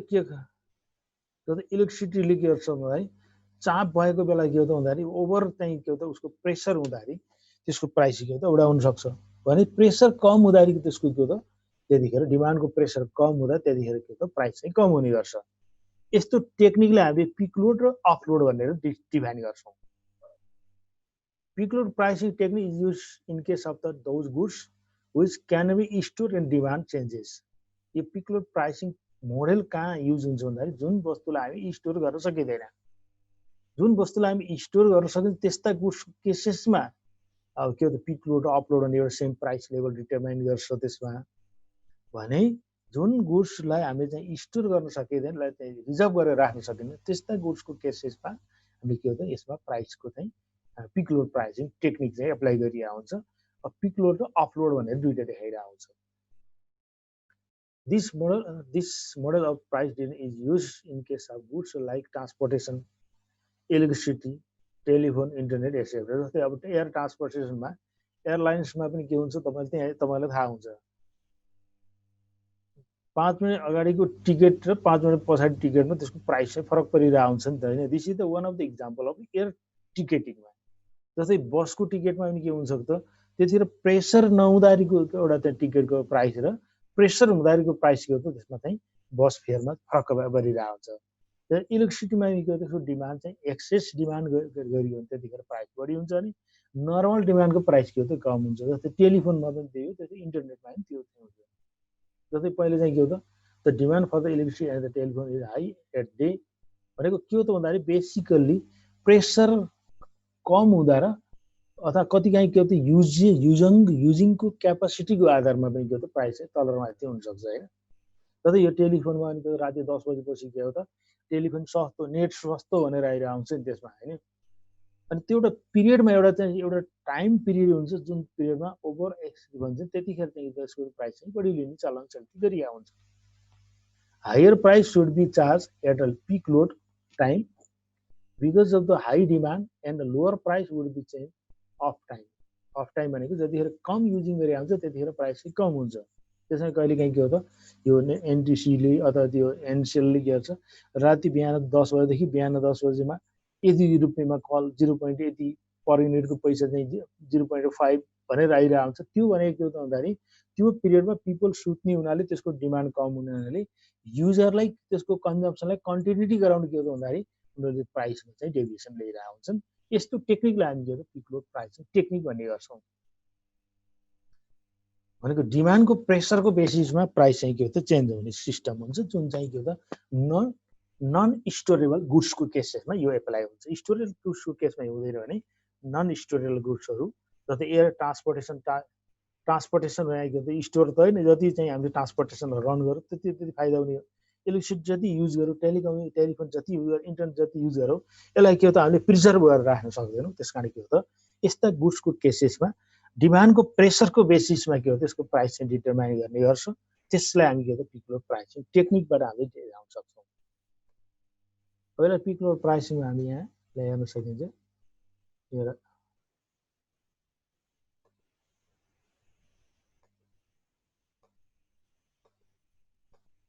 यहाँ एउटा फिगर देखाएको छ। यसमा डिमान्ड भयो, अर्को एउटा चाहिँ के हो यो मार्जिन गर्छ, अझ यो सप्लाई एमजी अनि के सप्लाई पनि है। यसमा इक्विलिब्रियम भयो, यसको प्राइस चाहिँ यति क्वान्टिटी भयो। एउटा केस। अब के हो त यहाँ यो डिमान्ड बढ्यो, डिमान्ड प्रेसर बढ्यो, डिमान्ड प्रेसर बढेको हुनाले के हो त यहाँ अघि चाहिँ के थियो प्राइसमा यति डिमान्ड गरिएको थियो भने अब प्रेसर के भयो यसको डिमान्ड बढ्यो, युजरले बढी डिमान्ड गर्यो भने त्यतिखेर के हो त क्वान्टिटी डिमान्ड यति डिमान्ड एक्सेस भयो भनेको सप्लाई क्यापासिटी भन्दा के हो त यहाँ सप्लाई भन्दा के हो त उनीहरूले चाहिँ डिमान्ड चाहिँ बढ्यो। तर के हो त डिमान्ड साइड सप्लाई साइडले के गर्छ त प्राइस बढाएर सप्लाई बढाउने स्ट्राटेजी यहाँ लिइरहेको हुन्छ। त्यस कारण यहाँ के हो त एउटा पिरियडमा यो प्राइस थियो भने डिमान्ड एक्सेस भएको कारणले के हो त प्राइस बढ्यो र उनीहरू सप्लायर के अरे प्राइस बढ्दाखेरि के हो त उनीहरूलाई प्रफिट मार्जिन बढ्ने हुनाले उनीहरू के हो त क्वान्टिटी पनि बढाउन सक्ने भए भनेको एउटा peak load pricing cases off load pricing भयो एउटा चाहिँ पिक लोड प्राइसिङ भयो। यस्तो केसेसमा भनेको यहाँ के हो त यो फिगरमा के देखियो त यो लेभलको डिमान्ड हुँदाखेरि प्राइस यति थियो भने डिमान्ड एक्सेस भएको कारणले प्राइस के हो त उसको बढ्न गयो भनेको प्राइस के भयो टु मोडल भयो। एउटा चाहिँ लो प्राइस हुँदाखेरिको प्राइस, एउटा के हो त हाई लेभलको प्राइस। यस्तो चाहिँ टेक्निकली हामी के हो त पिक लोड प्राइसिङ भन्ने गर्छौँ। यसमा हामी फिगरमा के हो त पिक लोड र अफलोड भनेर देखाइरहेको छौँ। फिगरमा यो 4.1 मा डिमान्ड कर्भ त एउटा अफलोड हुँदाखेरिको फिगर डिमान्ड छ भने पिक लोड हुँदाखेरिको डिमान्ड के हो त यो छ। The short term supply curve is given by short term marginal cost curve भनेको चाहिँ एमसीले यो चाहिँ यो सप्लाईलाई देखायो। यो भनेको बेसिकली सर्ट टर्म केसेसमा एप्लाई हुन्छ। यसमा लङ रनमा के हुन्छ भन्दाखेरि त एक्सटेन्सन जस्तै हाम्रो पनि के हो त पहिलो चाहिँ इलेक्ट्रिसिटीको के हो त लोड सेडिङको पिरियडमा के हो त त्यसको चाहिँ एक्सेस डिमान्ड हुन्थ्यो किन मार्केट सप्लाई कम थियो। त्यो कारण त्यस्तो केसेसमा के हुन सक्ने भयो भन्दाखेरि पिपल डिमान्ड होइन मोर डिमान्ड पर लेस सप्लाई हुन्छ। त्यस्तो केसेसमा के हुन्छ यो केस चाहिँ सर्ट टर्म पिरियडमा चाहिँ पिक लोड र अपलोडको चाहिँ केस चाहिँ हुनसक्छ। तर लङ टर्ममा के हुन्छ भन्दाखेरि मार्केट डिमान्डलाईको बेसिसमा प्रडक्सन एरिया हुन्छ होइन। त्यस कारण के हो त त्यसमा लङ रनमा जाँदाखेरि यो केस हुन्छ भने बेसिकली सर्ट पिरियडमा के हो त क्वान्टिटी अफ गुड्स सप्लाईको सर्टेजको अथवा त्यसको चाहिँ के हो त अथवा के हो त भन्दा पिपलको चाहिँ के हो त टाइम अफ कन्जम्सन टाइम के हो त डिफरेन्ट हुनाले के हो त उनीहरूले के गर्छन् त बढी चाहिँ डिमान्ड गर्छन् र they are ready to pay high price हो। यहाँ के हो त यो दुईटा छ यो कर्भ छ figure. If electricity price is fix in accordance with the peak load demand, peak load demand price के हो त यो चाहिँ यदि छ भने will be price if the fix according to the offload demand price will be यति हुनु पर्यो। अफलोडमा के हो त डिमान्ड घटेको बेला प्राइस यति हुन्छ भने डिमान्ड बढेको बेला के हो त यहाँ चाहिँ यो प्राइस हुन्छ। If pick load price is charge uniformly in all seasons it will be unfair because consumer will be charged for what they do not consume। भनेको के हो भन्दा सदाभरि यस्तो गरियो भने के हो त कन्ज्युमरको लागि अनफेयर अन्याय हुन्छ। Besides, it may affect business activity adversely। भनेको यस्तो प्राइस भयो भने के हुन्छ यो प्राइस लेभलमा के कन्ज्युमरले जतिखेर पनि यो प्राइस भयो भने कन्ज्युमरलाई के हो त त्यसले इफेक्ट पार्छ र कन्जम्सन के हो त घट्न सक्छ। त्यसकारण के हो त भन्दाखेरि यिनीहरू टेक्निक अफ के हो त प्राइस चेन्ज गर्ने के हो त भन्दाखेरि कन्ज्युमरलाई नेसेसिटी ओभर नेसेसिटी कतिखेर त्यतिखेर के हो त उनीहरूले प्राइस चाहिँ चेन्ज हाई गराइरहेको देख्नुहुन्छ। जस्तै दसैँको बेला बसको टिकटहरू बढिरहेको हुन्छ त्यहाँ गभर्मेन्टले इन्टरभेन्सन गरिरहेको छ। टिकटको के हो त एयर टिकटमा ब्राएर यो चाहिँ के हो त प्रेसर अफ डिमान्ड हुँदाखेरि तपाईँको प्लेनको टिकट कहिलेकाहीँ के दिल्लीमा त 4000 जान सक्नुहुन्छ नि। त्यही टिकटमा के हो त केही चाहिँ के हो त एउटा प्रेसरको बेला के हो त हामीले चाहिँ 20,000 तिर्नुपर्ने हुन्छ। यस्तो केसेस चाहिँ पिक लोड र अपलोड चाहिँ को relationship. If the electricity production is a public monopoly छ भने जस्तै नेपाल हाम्रो नेपाल इलेक्ट्रिसिटी अथोरिटी के हो त अहिले त प्राइभेट सेक्टरले प्रडक्सन गरेको के त प्राइभेटली ट्रान्समिसन लाइन छैन उनीहरूले के हो त राष्ट्रको लाइनमा ल्याएर जोडेर बेच्ने उनीहरूले पनि के हो त प्राइभेटले प्रडक्सन गरेर काले पनि सरकारले किन्छ र इलेक्ट्रिसिटी अथोरिटी किनेर के हो त मेन अनि पिपललाई डिस्ट्रिब्युसन गरिरहेको छ। अहिले के हो त भन्दाखेरि यहाँ पब्लिक मोनोपोली छ। The government may not find it advisable to the charge a uniform peak load price. यसले के हो त एडभाइजेबल के हो त भन्दाखेरि to charge the uniform peak load price भनेको एउटा चाहिँ के हो त एक किसिमको चाहिँ युनिफर्म प्राइस चाहिँ गर्नुपर्ने मे not be find it advisable भनेको के हो सरकारले अहिले अहिले हेर्ने हो भने अहिले पनि के हो त भन्दाखेरि यदि प्रेसर अफ डिमान्ड छ भने के हो त्यसमा फरक हुन सक्छ तर के हो त भन्दाखेरि इलेक्ट्रिसिटी प्रोडक्सन चाहिँ सफिसियन्ट भयो भने फेरि के हुन्छ त्यसमा चाहिँ त्यसलाई स्टोर गर्न सकेन स्टोर गर्न नसकेपछि के हुन्छ त नर्मल आउँछ त्यो त एयर टिकटहरूमा बेसिकली ट्रान्सपोर्टेसन केसेसमा इन्टरनेटमा पनि के हो त हामीले के हो त यसमा चाहिँ यसको चाहिँ प्राइस चाहिँ डिफ्रेन्ट हुनसक्छ इफ युनिफर्म अफलोड प्राइस यदि छ भने चार्ज प्रोडक्सन विल फल यदि उत्पादन घट्छ यिनीहरूले यहाँ त्यो सप्लाईको अब हो कि यदि प्राइस कम छ उनीहरूले के हो त डिमान्ड बढ्यो डिमान्ड बढेको कारणले प्राइस बढ्छ प्राइस बढेको उनीहरूले डिमान्ड सप्लाई बढाउने भए एमसी भनेको एस भनेर डिनोट गरिरहेको छ सप्लाई यदि प्राइस घट्यो उनीहरूले के गर्छ त क्वान्टिटी सप्लाई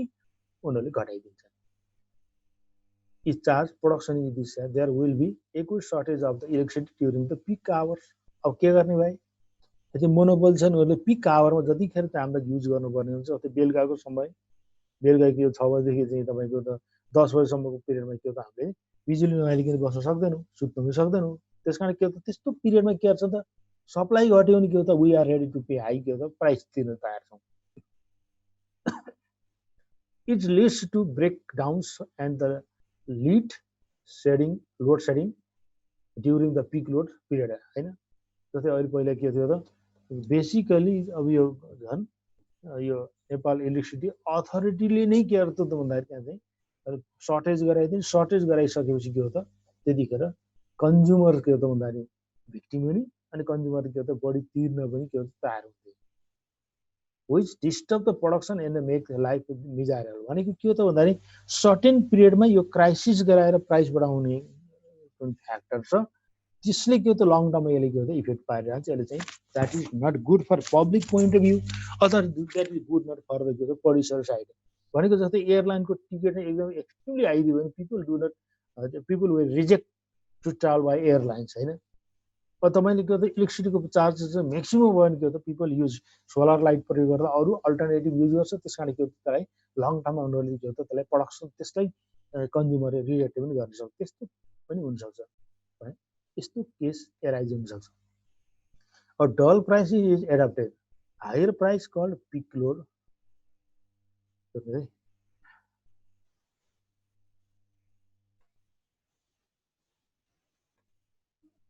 हायर प्राइस के हो त यहाँ डबल प्राइसिङ छ higher price called peak load price यहाँ है P2 भयो charge during the peak load period and the lower price PT is charge during the off peak period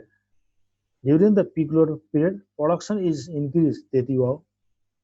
Aichi production हुन्छ नि अनि द्याट इज द्याट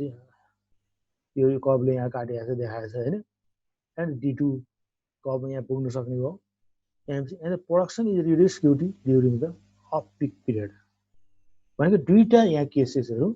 एउटा चाहिँ के हो त भन्दाखेरि पिक लोडको पिरियडमा के हो त प्राइस चाहिँ के हो त बढी हुन्छ त्यतिखेर के हो त प्रड्युसरले बढी क्वान्टिटी प्रोडक्सन गर्न चाहन्छ र सप्लाई गर्न चाहन्छ किन हाई प्राइसमा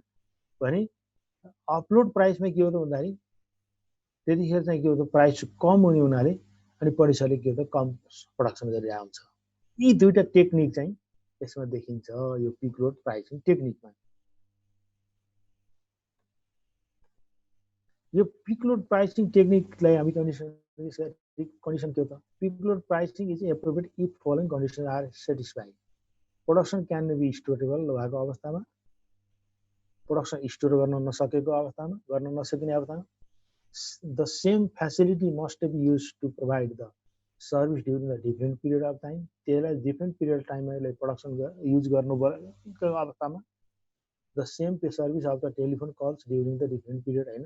टेलिफोन भयो इलेक्ट्रिसिटी भयो इन्टरनेट भयो यिनीहरू के त हामी डिफ्रेन्ट पिरियडमा त्यही सर्भिसलाई हामी युज गरिरहेको हुन्छौँ there must be variation in the demand characteristic different period of time भनेको डिमान्ड क्यारेक्टरिस्टिक के हुन्छ जस्तो दिउँसो बत्ती आएन भने के हो त हामी चाहिँ बत्ती नबाल्दा पनि हुन्छ तर के हो त बेलुका के हो त अनिवार्य हामी युज गर्छौँ तर बत्ती के हो त दिउँसो नि प्रयोग गरिन्छ we can use in the के हो त कम्प्युटरमा युज गरे आउँछौँ अथवा टेलिफोन फोन चार्जिङ गरे आउन सक्छौँ अथवा हामीले चाहिँ खाना पकाएर कुकर त्यो राइस कुकरमा खाना पकाएर आउन सक्छौँ त्यसमा के हो त प्रयोग त भइरहेको हुन्छ तर यसको क्वान्टिटी र कन्जम्सन के हो त यसको कम हुन्छ तर बेलुकाको पिरियडमा के हो त त्यसमा फेरि के हो त लाइटदेखि लिएर अदर डिभाइसेसमा पनि हामीले प्रयोग गर्ने हुनाले त्यतिखेर यसको डिमान्ड बढी हुन्छ। टेलिफोनमा के हो त दिउँसो चाहिँ के हो त मान्छेले हामी चाहिँ ट्राभलमा छौँ भने टेलिफोन गरौँला होइन, तर बेलुका हामी के हो त यसलाई मोर युज गरिरहेको हुन्छ, टाइम फ्री छ भने त्यसले के हो त बढी चाहिँ ओकुपाई गरिरहेको हुन्छ। त्यस्तो केसेसमा के हो त यो चाहिँ एप्लाई हुन्छ। The demand for a good service during the peak hours is less elastic than off period होइन। भनेको के हो त भन्दाखेरि पिक लोड पिरियडमा डिमान्ड के गुड्स के हो त लेस इलास्टिक हुन्छ देन अ पिक अफ पिरियडमा भन्दा उसमा चाहिँ के हो त लेस इलास्टिक हुन्छ। लेस इलास्टिक भनेको के हो त प्राइस बढे अनुसार चाहिँ उनीहरूले त्यो केसीले चाहिँ सप्लाई उनीहरूले बढाउन सक्दैनन्। त्यस कारण यो त पिक लोड र अपलोडको चाहिँ यो चाहिँ कन्डिसन यो एप्लाई हुने कन्डिसन यो हो। अब pick load pricing technique merit importance के हो त, त्यसको मेरिटहरू के हो त, इम्पोर्टेन्स हाम्रो एप्लिकेसनमा प्रयोगमा चाहिँ यो चाहिँ कति इम्पोर्टेन्स छ त। The peak load pricing leads to more efficient distribution and use of the product like electricity between peak load period and off peak period यो गर्न सकिने हो। इट भनेको के हो त टेलिफोन अथवा के हो त इन्टरनेटको कुराहरू प्रेसर परेको बेला के हो त उनीहरूले प्राइस बढाउन सक्यो, एप्लाई गर्न सक्ने भयो। जस्तै एयर टिकटमा पनि के हो त यो चाहिँ एप्लाई गर्न सकिने भयो। It helps in the demand management of the not storable goods and services. Non storable गुड्सलाई यसलाई म्यानेज गर्न सजिलो हुने हो। यदि प्रेसर र डिमान्ड घट्यो भने प्राइस घटाउने भयो होइन, अथवा उनीहरूले घटाएर पनि बेच्न सक्ने भयो, अथवा प्राइस घट्यो भने उनीहरूले के हो त प्रोडक्सन कम गर्न सक्ने भयो, अनि प्राइस बढ्यो भने त्यसलाई प्रोडक्सन बढाउन सक्ने भयो। यो चाहिँ के हो त एनालाइसिस गर्नलाई सजिलो हुने हो। If facility of the firms can be utilized efficiency in the both of the peak and peak load periods, it will be beneficial for the consumer in the long run. भनेको योले के हो त long रनमा चाहिँ यसबाट चाहिँ कन्ज्युमरलाई चाहिँ यसलाई युटिलाइज गर्न सक्यो भने यसले चाहिँ फाइदा हुन्छ। त्यस्तै आएर के हो त it helps to reduce the cost and increase the profit. भनेको प्रोड्युसरलाई के हो त कस्ट घटाउन र प्रफिट बढाउन चाहिँ सजिलो हुने हो। किन भन्दाखेरि पिक लोडको पिरियडमा उनीहरूले के गर्न सक्ने त प्राइस बढाइदिन सक्ने भयो, अनि के हो त अफलोडको पिरियडमा के हो त उनीहरूले क्वान्टिटी सप्लाई घटाउने भयो। घटाएको कारणले के हो त उनीहरूले चाहिँ कस्ट घट्न सक्ने, अपरेटिङ कस्ट घट्ने र प्रफिट मार्जिन बढाउन सक्ने, यसले चाहिँ के हो त आइडिया दिन सक्ने हो। अब पिक लोड प्राइसिङ टेक्निकको त डिमेरिट के हो त very difficult to estimate the demand for non storable goods. Non storable गुड्सको डिमान्डलाई इस्टिमेट गर्न गाह्रो हुन्छ। कतिखेर कन्ज्युमरले बढी डिमान्ड गर्छ, कतिखेर गर्दैन भन्ने कुरो त्यो क्यालकुलेसन गर्नलाई के हो त डिफिकल्टी हुने कुरा हो।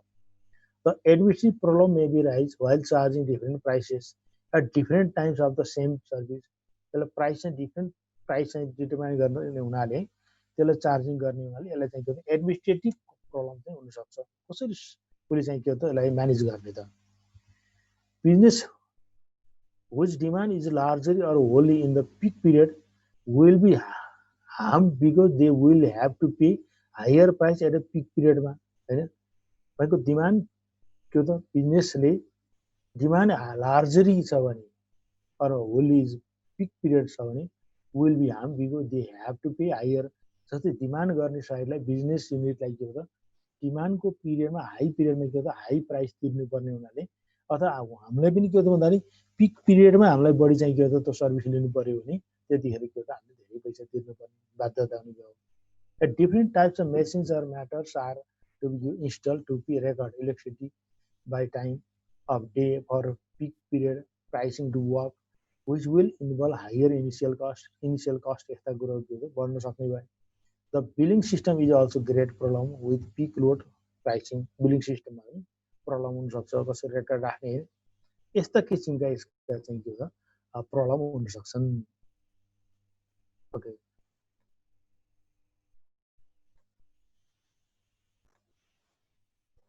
यो चाहिँ एउटा टेक्निक। अर्को टेक्निक हामीले टु पार्ट टेरिफ टेक्निक भनेर तपाईँलाई छुट्टिया छ। यो टु पार्ट टेरिफ भनेको एउटा सिम्पली केस हेरौँ। जस्तै तपाईँहरू के हो त जिम क्लबमा जानुहुन्छ अथवा म्युजिक क्लबमा जानु भने एउटा वार्षिक मेम्बरसिप कस्ट भनेर तिरिरहेको हुन्छ, दोस्रो इभेन्ट कस्ट भनेर पनि तिरिरहेको हुन्छ। यसमा इभेन्टको पनि टिकट लिने, वार्षिक मेम्बरसिप पनि लिने, दुईवटा ट्यारिफ पार्ट कस्ट भयो कि त्यसको ट्यारिफ भयो, दुईवटा चार्ज भयो। ट्यारिफ भनेको यहाँ के हो चार्ज हो two part tariff as the pricing practice in which two part price in charge by the supplier of a good and सर्भिसेसबाट दुईटा पार्टमा चाहिँ प्राइस लिने एउटा टेक्निक के हो त टु पार्ट ट्यारिफ सिस्टम हो two part tariff refer to the pricing practice in which consumer pay initial price for the right to purchase a product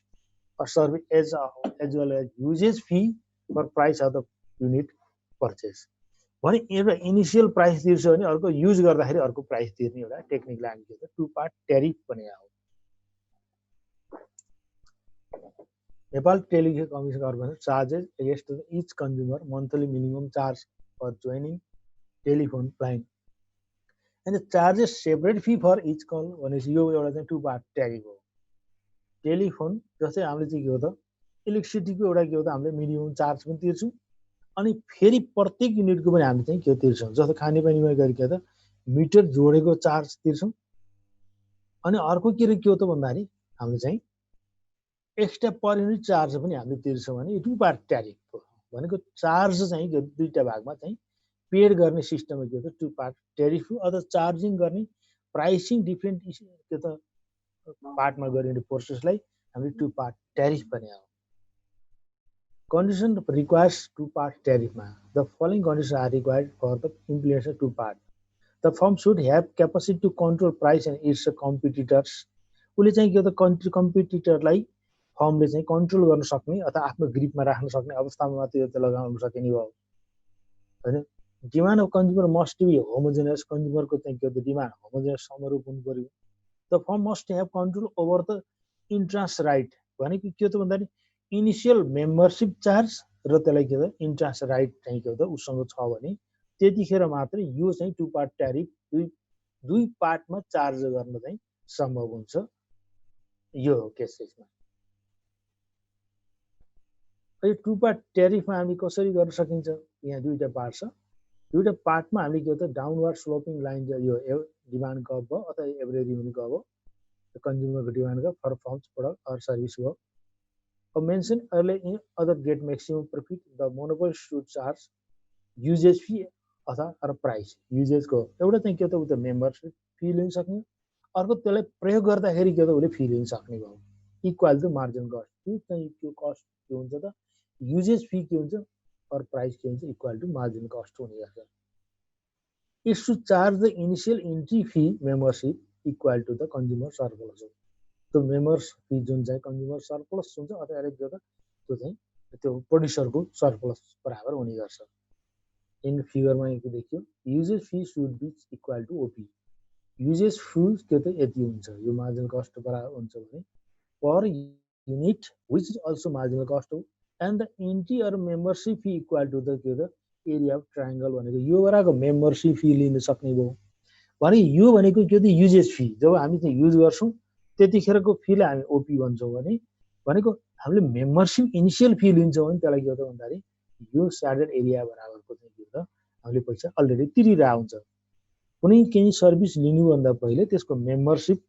लिनको लागि अथवा त्यो इनिसियल एउटा चाहिँ त्यसको लाइसेन्सिङ लिनको हामी जुन फी पे गर्छौँ त्यो के भयो भन्दा त्यो चाहिँ त्यो इनिसियल फी भयो भने जब हामीले जब कन्जम्सन गर्नको लागि युज गर्नको लागि तिर्छौँ प्राइस हुन्छ त्यो युजेज फी भन्छ युजेज फी भनेको जतिवटा युनिट हामी युज गर्छौँ त्यसको प्राइस तिर्छौँ यदि हामीले ओक्यू बराबरको क्वान्टिटी युज गर्यो भने हामीले ओपीको दरले तिर्नुपर्छ ओपी इन्टु ओक्यू गर्नुपर्छ कति क्वान्टिटी हामी खपत गर्छौँ त्यसको आधारमा हामी के हो त यो चाहिँ हामीले तिर्नुपर्ने हुन्छ नि अब त्यो कम्पनीको लागि फर्मको लागि फाइदा के भयो त जो दुईवटा बेच्न सक्यो त्यसको प्राइस लिन सक्ने भयो फर्मको केसमा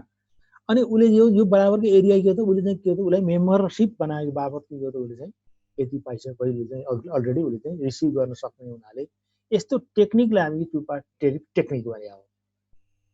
यो केसमा हुन्छ त्यसले उसले चाहिँ आफ्नो कस्टमरलाई होल्डमा राख्न सक्ने केसेसमा मात्र यो केस चाहिँ एप्लाई हुन सक्छ otherwise it will not be applicable यो चाहिँ प्रोसेस चाहिँ प्राइसिङका टेक्निक छन् एउटा चाहिँ के हो त हामीसँग टेक्निकको मल्टी प्रोडक्ट प्राइसिङ हो दोस्रो चाहिँ ट्रान्सफर प्राइसिङ तेस्रो चाहिँ के हो त टु पार्ट ट्यारिफ टेक्निक भयो अनि कस्ट प्लस टेक्निक भनेर अनि हामीले के हो त इन्क्रिमेन्ट प्राइसिङ टेक्निक हामी चाहिँ लास्ट टाइममा डिस्कस गरेका छौँ। अहिले टु पार्ट टेरिफको फाइदा के हो त, एडभान्टेज के हुन सक्छ त? Assure stable return revenue to the producer र सेलरलाई स्टेबल रिटर्न हुन सक्ने। एउटा उसले अलरेडी इनिसियल फेजमा चाहिँ के हो त पिपलबाट चाहिँ के हो त उसले कन्ज्युमरबाट चाहिँ के हो त रिसिभ गरेको हुन्छ भने, अर्को के हो त प्रडक्ट सेल गर्दाखेरि पनि उसले के हो त उसले चाहिँ रिसिभ गर्न सक्ने हो। Revenue is not affected by variation in the demand from time to time भनेको डिमान्ड चाहिँ के हो त ऊ चाहिँ चेन्ज हुँदाखेरि रेभेन्यूमा असर पर्ने भएन। Even if stop using electricity, we have to pay minimum amount as per meter rent हैन। बिजुली प्रयोग नगरे पनि मिटर जोडेको हुन्छ, एउटा मिनिमम चार्ज हामीले तिर्नुपर्छ।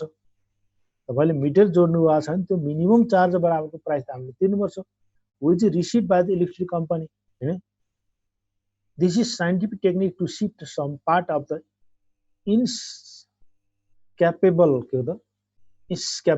scalable cost to the consumer। जुन कुराहरुलाई कन्ज्युमरलाई त्योबाट छुटै चाहिँ कन्ज्युमर चाहिँ टाढा बस्न सक्दैन, जस्तै त्यो मिनिमम चार्ज इलेक्ट्रिसिटीमा होला अथवा खानेपानीको पनि न्यूनतम चार्ज लिन्छ। यस्ता केसेसमा कन्ज्युमरले के हो त पैसा चाहिँ एक पार्ट तिरेका हुन्छ नि, अर्को पार्ट के हो त उसले अर्को पार्ट चाहिँ उसले चाहिँ जब क्वान्टिटी युज गर्छ त्यतिखेर पे गरेका हुन्छ भने कम्पनीलाई के हो त भन्दाखेरि एक पार्ट बराबरको चाहिँ के हो त उसले रेभेन्यू चाहिँ अलरेडी कन्ज्युमरबाट रिसिभ गर्ने हुनाले कम्पनी अथवा फर्मलाई चाहिँ यो चाहिँ फाइदा हुन्छ, रेभेन्यू गेन गरेका हुन्छ। यो चाहिँ यसका एडभान्टेज भयो। डिसएडभान्टेज त कन्ज्युमरलाई चाहिँ सफर पर्छ हैन। कन्ज्युमरले के हो त त्यो युज नगर्दा पनि प्राइस तिर्नुपर्ने हुनाले त्यसमा चाहिँ कन्ज्युमरलाई चाहिँ सफर गरिरहेको हुन्छ, बढी ओभरलोड परिरहेको हुन्छ। ओके, यो चाहिँ के हो त प्राइसिङ टेक्निक भयो। अब यो भित्र अर्को एउटा चाहिँ टेक्निक छ प्राइस डिस्क्रिमिनेसन भनेको छ, इकोनोमिक्स अफ डिस्क्रिमिनेसन। डिस्क्रिमिनेसन भनेको डिफ्रेन्ट रेट हो यो। यसमा एउटा वेज डिफ्रेन्सिएसन हुन्छ, डिफ्रेन्सियल्स हुन्छ, ज्यालामा फरक किन हुन्छ भन्ने कुरा हो। दोस्रो कुरो के हुन्छ भन्दाखेरि प्राइसमा डिफ्रेन्सिएसन के हो भने प्राइस डिस्क्रिमिनेसन भनेको हामी मोनोपोली हेलो हेलो अब यसमा के त यो चाहिँ बेसिकली यो हामीले चाहिँ के त यसमा एउटा वेज डिफ्रेन्सिएसन कसरी हुन्छ, कसरी ज्यालामा फरक आउँछ र अर्को चाहिँ मूल्यमा फरक किन हुन्छ त। डिस्क्रिमिनेसन भनेको के हो त एउटै नेचर एउटै क्वालिटी गुड्सले डिफ्रेन्ट प्राइसमा सेल गर्ने प्रोसेस हो। अथवा यहाँ के हो त भन्दाखेरि वेज डिफ्रेन्सिएसन भनेको वर्करलाई के हो त भन्दाखेरि के हो त उसले चाहिँ सर्भिस त्यही ल्याएको छ तर ज्याला के हो त उसले चाहिँ वेज चाहिँ डिफ्रेन्ट रेटमा लिएर आउँछ। त्यहाँ के हो त वेज डिफ्रेन्सिएसन भनेको के हो त भन्दाखेरि वेज रेट सेम टाइपको सर्भिस उसले लिएर आउँछन् त्यसलाई चाहिँ के हो त वेज फरक दिने। जस्तै मेल र फिमेलको बेसिसमा के हो त एउटै इन्डस्ट्री एउटै सेक्टरमा उसले काम लगाएर आउँछ, एउटै काम लिन्छ, त्यो सर्भिस लिन्छ, तर के हो त वेजमा डिफ्रेन्सिएसन गरिरहेको हुन्छ। त्यसकारण यहाँ के हो त हामीले हेर्न पर्ने दुईटा पार्ट के हो त भन्दाखेरि वेज डिफ्रेन्सिएसन र अनि प्राइस डिस्क्रिमिनेसन दुईटा पार्ट चाहिँ यसमा चाहिँ हामीले हेर्नुपर्छ। अब वेज डिफ्रेन्सिएसनमा कसरी त wage difference is defined as the differences in wage between the workers with different skills in the same industry. Between workers with the capable, comparable skills different industry locality. In other, wage difference is difference in wage rate for the group of the workers. The wage difference can be recognized between the different occupations, industries, and males and female. भनेको यहाँ wage को त different type को चाहिँ हुन सक्छ। भनेको के हो त मेल फिमेलको इन्डस्ट्रीको त्यो स्किलको बेसिसमा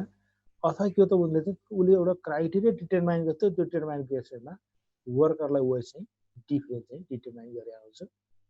वेज डिटरमाइन गर्ने चाहिँ कारण के हुन्छ कम्पेन्सेटिभ डिफ्रेन्सेस र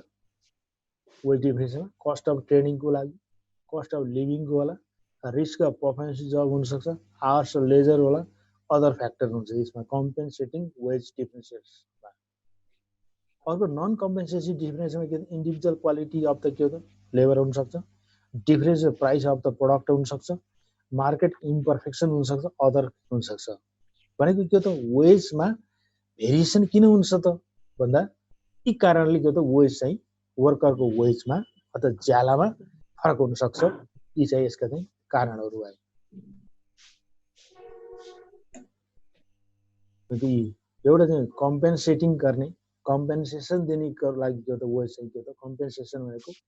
उसले चाहिँ एडिसनल फेसिलिटी दिन्छको लागि के हो त फरक हुन्छ जस्तै कस्ट ट्रेनिङ गरेका छ भने त्यसले त उसको चाहिँ के हो त उसको चाहिँ भ्यालु बढी हुने हो लिभिङ कस्ट अफ लिभिङ भनेको वेज वर्करलाई चाहिँ के हो त उसले बस्नको लागि चाहिँ लाग्ने कस्टको कति फरक हुनसक्छ रिस्क अफ द पर्फेक्ट जबको नेचर कस्तो छ होइन आवर्स अफ लेजर भनेको के हो त भन्दा उसले चाहिँ बिदा सुविधा कति दिएको छ त होइन बढी चाहिँ के हो त जसलाई बढी काम लगाइन्छ त्यसलाई बढी चाहिँ ज्याला चाहियो कम लगाउनेलाई कम दिनु पर्यो अनि अरू विभिन्न फ्याक्टरहरू हुन्छ सोसल फ्याक्टर होला अथवा के त पोलिटिकल फ्याक्टर होला अथवा के त टेक्निकल फ्याक्टर होला यी डिफ्रेन्ट फ्याक्टरको बेसिसमा wage might be differentiation individual quality of लेबरको आधारमा पनि के हुन्छ उसलाई चाहिँ वेज फरक दिन सकिन्छ अर्को कुरो के हुनसक्छ भन्दा different in the price of the प्रडक्टको डिफ्रेन्ट प्राइस हुन्छ त्यसको आधारमा वेज फरक होला मार्केट इम्पर्फेक्सन कम्पिटिसन र इम्पर्फेक्सन भनेको के हो त यदि वर्करको मार्केट के हो त इम्पर्फेक्सन सर्टेन टाइपको वर्करको के हुन्छ त त्यसको मार्केटको सप्लाई कम हुनसक्छ त्यस्तो टेक्निकल मेन पावरलाई के हो त के गर्न सकिन्छ प्राइस चाहिँ उसको त वेज बढिदिन सक्छ अरू फ्याक्टरहरूलाई यी कारणले के हुन्छ वेजमा डिफ्रेन्सियल हुन्छ वेजमा भिन्नता आउँछ यति कुरा यसमा चाहिँ हामीले बुझ्नु वेजमा किन फरक हुन्छ भन्ने कुरा अब तपाईँले के हो त यहाँ नेक्स्ट टाइम के हो त प्राइस डिस्क्रिमिनेसन भनेर तपाईँले अगाडि पढे हो यसलाई चाहिँ जस्ट रिमाइन्ड मात्र गरौँ मोनोपोली मार्केटमा प्राइस डिस्क्रिमिनेसन हुन्छ भनेर हामीले क्लासमा हेरेका थियौँ भनेको प्राइस डिस्क्रिमिनेसन भनेर कसरी बुझ्ने त यसलाई सजिलो तरिका छ refer to selling same product at different prices to different customer or in different market different कस्टमरलाई अथवा डिफ्रेन्ट मार्केटमा डिफ्रेन्ट लोकालिटीमा हैन सेम प्रडक्टलाई हामी के हो त डिफ्रेन्ट प्राइसमा बेचियो भने त्यसलाई के हो त प्राइस डिस्क्रिमिनेसन भन्ने गरिन्छ price discrimination is possible only the monopoly because even though different buyers would know that they are differently charge भनेको मोनोपोली बजारमा के हो त यो बेसिकली के हो त प्राइस डिस्क्रिमिनेसन चाहिँ पोसिबल हुन्छ monopoly firm which adopt the policy of price discrimination is called price discriminating monopoly the main objective price is to maximise profit जस्तै Nepal also has different rates of the electricity her household consumption and industrial use industrial युजमा एउटा यो जहाँ जुन वस्तुको monopoly छ त्यस्तो वस्तुको केसेसमा मात्रै प्राइस डिस्क्रिमिनेसन पोलिस पोसिबल हुन्छ जस्तै नेपालमा इलेक्ट्रिसिटीलाई हामीले के एउटा इक्जाम्पल लिन सकिन्छ यो चाहिँ के हो त पब्लिक मोनोपोली छ पब्लिक मोनोपोलीले के गर्छ त इन्डस्ट्रियल युज र कन्जम्पसनको युजको हाउस होल्ड कन्जम्पसनलाई यसले रेट चाहिँ फरक राखिरहेको हुन्छ भनेको के हो त प्राइस डिस्क्रिमिनेसन मिन्स के हो त गुड्स सर्भिसलाई डिफ्रेन्ट प्राइसमा सेल गर्ने एउटा टेक्निकलाई हामी के हो प्राइस डिस्क्रिमिनेसन भन्ने गर्छौँ प्राइस डिस्क्रिमिनेसनमा के हो त यहाँ किन हुन्छ कन्डिसन के हो त यसको रिक्वायर्ड कन्डिसन के हो त यो के हुनुपर्छ त कसरी प्राइस डिस्क्रिमिनेसन इस्टाब्लिस हुन्छ भन्दा मोनोपोली पावर हुनुपर्छ सेलरको हातमा मोनोपोली पावर हुनु पर्यो दोस्रो मार्केट सेगमेन्टेसन मार्केट विभिन्न मार्केट हुनु पर्यो हैन मार्केटका फरक फरक पार्ट हुनु पर्यो डिफ्रेन्ट इलास्टिक डिमान्डको इलास्टिटीको त डिफ्रेन्ट हुनु पर्यो कुनैमा बढी कुनैमा कम हुन सक्ने हो त्यस्तै आएर के हो त मार्केटिङ सिलिङ हैन मार्केटिङलाई के हो त सिलिङ भनेको के हो त एउटा मार्केटबाट अर्को मार्केटमा जान कन्ज्युमर चाहिँ नसक्ने हुनु पर्यो अथवा त्यो इन्फर्मेसन कन्ज्युमरलाई थाहा हुनु भएन जस्तै ए मार्केटमा उसले प्राइस डिस्क्रिमिनेसन एलाई सस्तो दियो बिकज त्यहाँ there are living the low income group of people छ भने अर्को सिलिङमा जाँदाखेरि के हुन्छ त्यहाँ हाई इन्कम ग्रुप छ त्यहाँ के हो त प्राइस चाहिँ हाई हुनसक्छ त्यसमा चाहिँ मार्केटमा कन्ज्युमर चाहिँ एकबाट अर्कोमा जान भएन जस्तै अहिले चाहिँ के हो त सरकारले राहत बाँडिरहेको छ राहतमा के हो त भन्दाखेरि जोसँग त्यो क्यापासिटी अफ पर्चेस छैन भने तिनीहरूलाई मात्रै राहत दिनु पर्यो हाउस होल्ड छ पैसा छ सबै छ त्यस्ताले राहत त पाउनु भएन नि त त्यस्तै के त भन्दा प्राइस डिस्क्रिमिनेसन जुन ग्रुप अफ पिपल जुन सोसाइटीलाई टार्गेट गरेको छ त्यो चाहिँ फेसिलिटी हो कम प्राइसमा पनि त्यो वस्तु कन्जम्पसन गर्न पाउने एउटा राइट हुन्छ र मार्केट एक्सटेन्सन स्ट्राटेजी हुन्छ फर्मको त्यस कारण उसले चाहिँ के हो त प्राइस डिस्क्रिमिनेसन गरेको हुन्छ तर के हो त भन्दा अर्कोलाई जुन वर्गलाई जुन क्लासलाई उसले चाहिँ प्राइस डिस्क्रिमिनेसन गरेको छ त्यसले त्यो फेसिलिटीलाई अर्कोमा युज गर्न पाइँदैन है हुनु हुँदैन भन्ने एजम्पसन हो objective of the price discrimination के हो त earn maximum profit and revenue dispose of the surplus stock हैन सरप्लस छ त्यसलाई चाहिँ यो त सकेसम्म बढी बेच्ने हो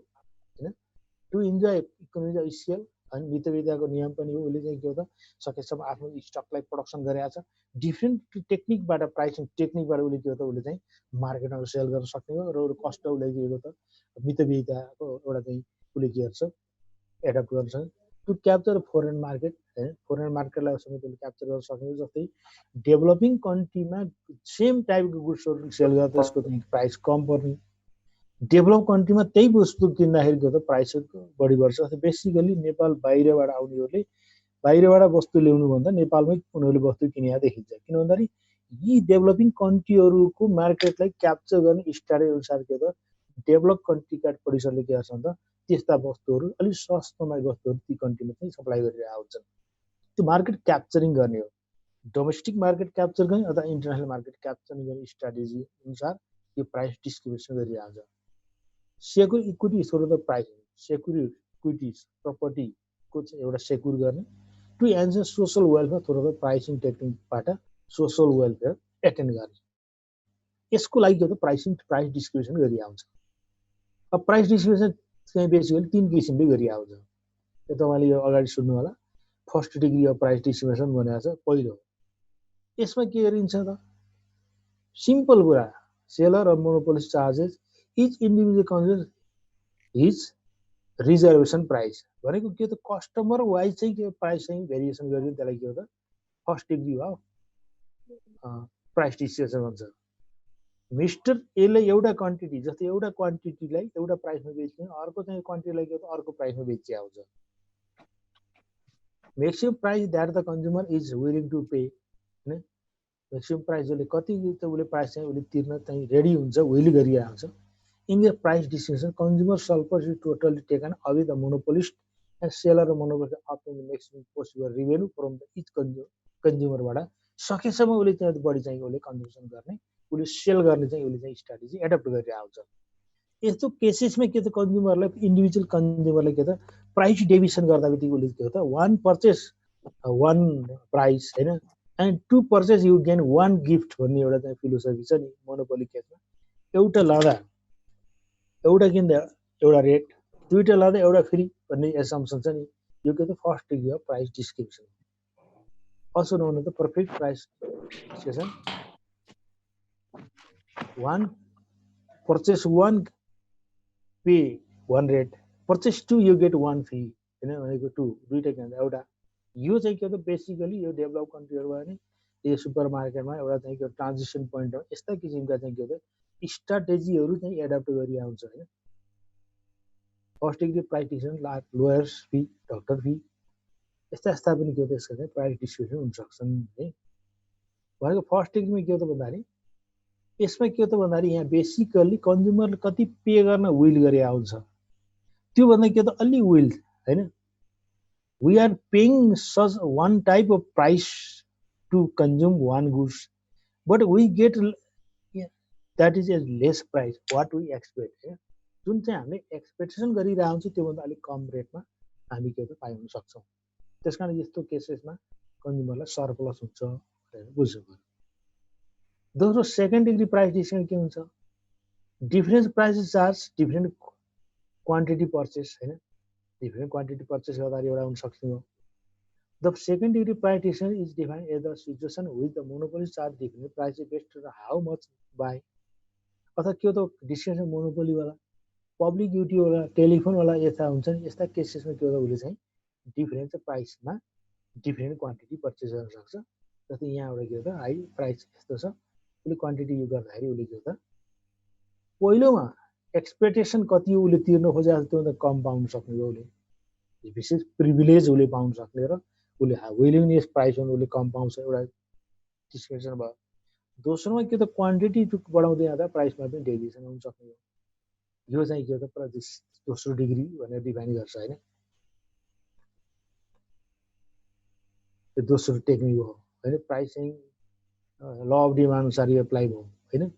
लोअर प्राइस हायर डिमान्ड यो एसम्पसन चाहिँ उनीहरूले एप्लाई गर्न सक्ने because of to sell more quantity to the consumer तेस्रो डिस्क्रिप्सन के छ त यहाँ profit making shares different price in different market having demand curve भनेको डिफ्रेन्ट मार्केट अनुसार चाहिँ के हो त उसले प्राइस डिस्ट्रिब्युसन गरेर आउँछन्। It is known the third degree of the price distribution. In this case monopolistic case, monopolist charge different prices for same commodity in different sub market. भनेको सब मार्केटमा मार्केट सेगमेन्टेसन उसले आफूले डिभाइड गर्छ, त्यसमा के त त्यो प्राइस चाहिँ डिस्ट्रिब्युसन गर्न सक्छ। They are countless example of third degree of price distribution such as student discount in bus, aeroplanes, train tickets, coke charge different prices of the Kathmandu Valley, out of Kathmandu Valley, in order to maximize profit by distributing monopolies following two conditions. भनेको के हो भन्दाखेरि जस्तै discount card दियो स्टुडेन्टलाई,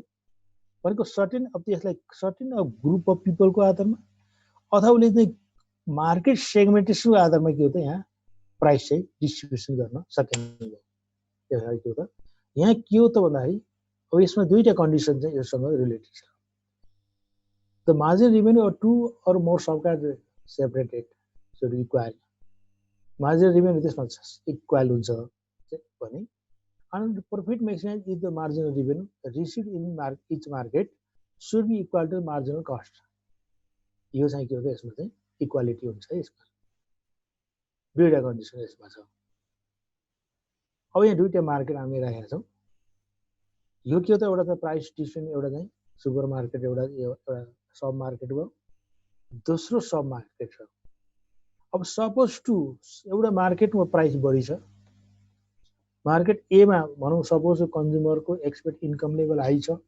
हैन, किन अब त के हो त प्रोड्युसरको यो त पिपलको कन्ज्युमरको पर्चेसिङ क्यापासिटी हाई छ भन्ने एक्सपेक्टेसन लाग्यो भने यो सब मार्केट भित्र उसले के हो त एउटा प्राइस राख्छ हाई प्राइस। दोस्रो सब मार्केटमा के हो त बी मार्केटमा उसले के हो त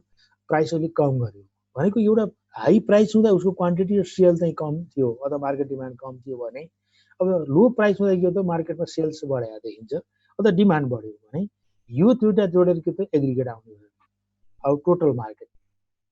स्ट्राटेजी के हो त मार्केट ए मा एउटा प्राइस लाग्ने चार्ज गर्ने, सेम गुड्स छ, सेम क्वालिटी गुड्स छ, सेम क्वान्टिटी छ भने अर्को मार्केटमा प्राइस चाहिँ के उसले चाहिँ अर्को रेट राख्ने।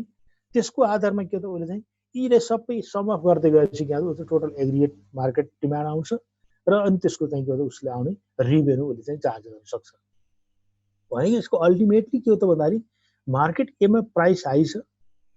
क्वान्टिटी के सेल कम छ, तर यसको प्रफिट मार्जिन केमा एमा बढी अटेन गर्छ, बीमा प्राइस घटाएको छ तर सेल्स बढाएको छ, उसको डिमान्ड बढ्यो, त्यसलाई यसमा रिभेन्यू गर्न सक्ने हो। र लास्टली यहाँ के हो त एमसी भनेको कम्बाइन्ड के इक्विलिब्रियम कर्भ इन्टु पोइन्ट हो। एमआर यो जोडेर के त एमआरटी भनेको छ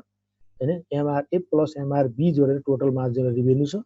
डी भनेको के हो त यो चाहिँ एभरेज रिभेन्यू, अब यो भयो डिमान्ड भनेको टोटल डिमान्ड हो, टोटल डिमान्ड भनेको ए को डिमान्ड र बी को डिमान्ड जोडेर टोटल डिमान्ड भएको छ। यो भनेको यो त ए डिमान्ड भनेको एभरेज रिभेन्यू हुनाले यो दुईटा जोडेर यस्तो हुन्छ भनेको यहाँ के हो त यहाँ एउटा चाहिँ के हो त यहाँ पनि एउटा किङ भएको छ। यसमा के हो त भन्दाखेरि एक एयरको डिमान्ड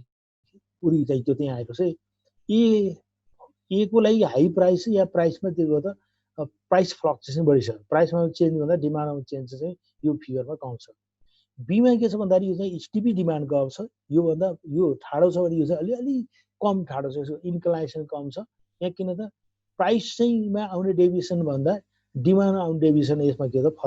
फरक हुन्छ। त्यस कारण यहाँ कब यो दुईटा जोड्दाखेरि यो बढी चाहिँ अलि चाहिँ स्टिपी देखियो, योभन्दा माथिको मोर स्लोपी देखियो नि। अनि ए र बी जोडेर बनाएको के हो त यो दुईटा कम्बाइन हुनाले यो सेगमेन्ट ए को मान्यो भने योभन्दा पछाडि बी को मान्न सकिन्छ, त्यति योभन्दा पछि यहाँसम्मको सेगमेन्टल हामी चाहिँ बी को मान्न सकिन्छ, योभन्दा के अरे ए को मार्जिनल रिभेन्यू मान्न सकिन्छ, योभन्दा तल के त बी को चाहिँ मार्जिनल रिभेन्यू भने यी दुईटाको कम्बाइनेसनबाट डिराइभ गरेका कभहरू के हो त अहिले चाहिँ यसरी बाङ्गिए। किन यो चाहिँ के हो त लेस, यो चाहिँ के हो त लेस इलास्टिक छ, यो मोर इलास्टिक छ। यो लेस इलास्टिक किन प्राइसमा चेन्ज भन्दा डिमान्डमा चेन्ज कम हुन्छ यसमा, किन यो चाहिँ slope of the demand curve A के हो त हाई छ भने slope of demand curve B के छ भन्दाखेरि लेस छ। त्यस कारण के हो त यो कप कम्बाइन चाहिँ यो चाहिँ कप हुनाले यो चाहिँ यसरी बाङ्गिएर आछ र एमसीले यहाँ काटे हुनाले अब यिनीहरूको प्राइस के हो त यो दुइटैलाई उसले टोटल अल्टिमेट गोल के हो त टु म्याक्सिमाइज के हो त प्रफिट हुनाले यी दुईटाबाट के हो त ए र बी मार्केटमा बेच्दा पनि के हो त उसले चाहिँ टोटल प्रफिट मार्जिन उसले चाहिँ एक्सचेन्ज गर्ने इन्ट्रेस्ट राखेको हुन्छ। त्यसकारण के हो त प्राइस डिस्क्रिमिनेसन तीनटा केसेस हो र यसरी उनीहरूले के हो त मार्केटमा सेगमेन्टेसन गर्ने विभिन्न क्याटेगोरीमा चाहिँ लिस्टिङ गर्ने त्यसको आधारमा मार्केटले सब मार्केटहरू डिफाइन गर्ने त्यसको आधारमा प्राइस चाहिँ डेभिएसन गर्ने प्रोसेसलाई के हो त third degree of price distribution भन्ने गरिन्छ। यदि के हो त यसका चाहिँ हामीले कम्पोनेन्ट हो भनेको प्राइसिङ टेक्निकमा हामीले के हो त भन्दा cost plus pricing increment pricing हामी multi product pricing multiple product pricing गयौँ ट्रान्सफर प्राइसिङ इन्क्रिमेन्टल प्राइसिङ त्यसपछि आएर के हो त पिक लोड प्राइसिङ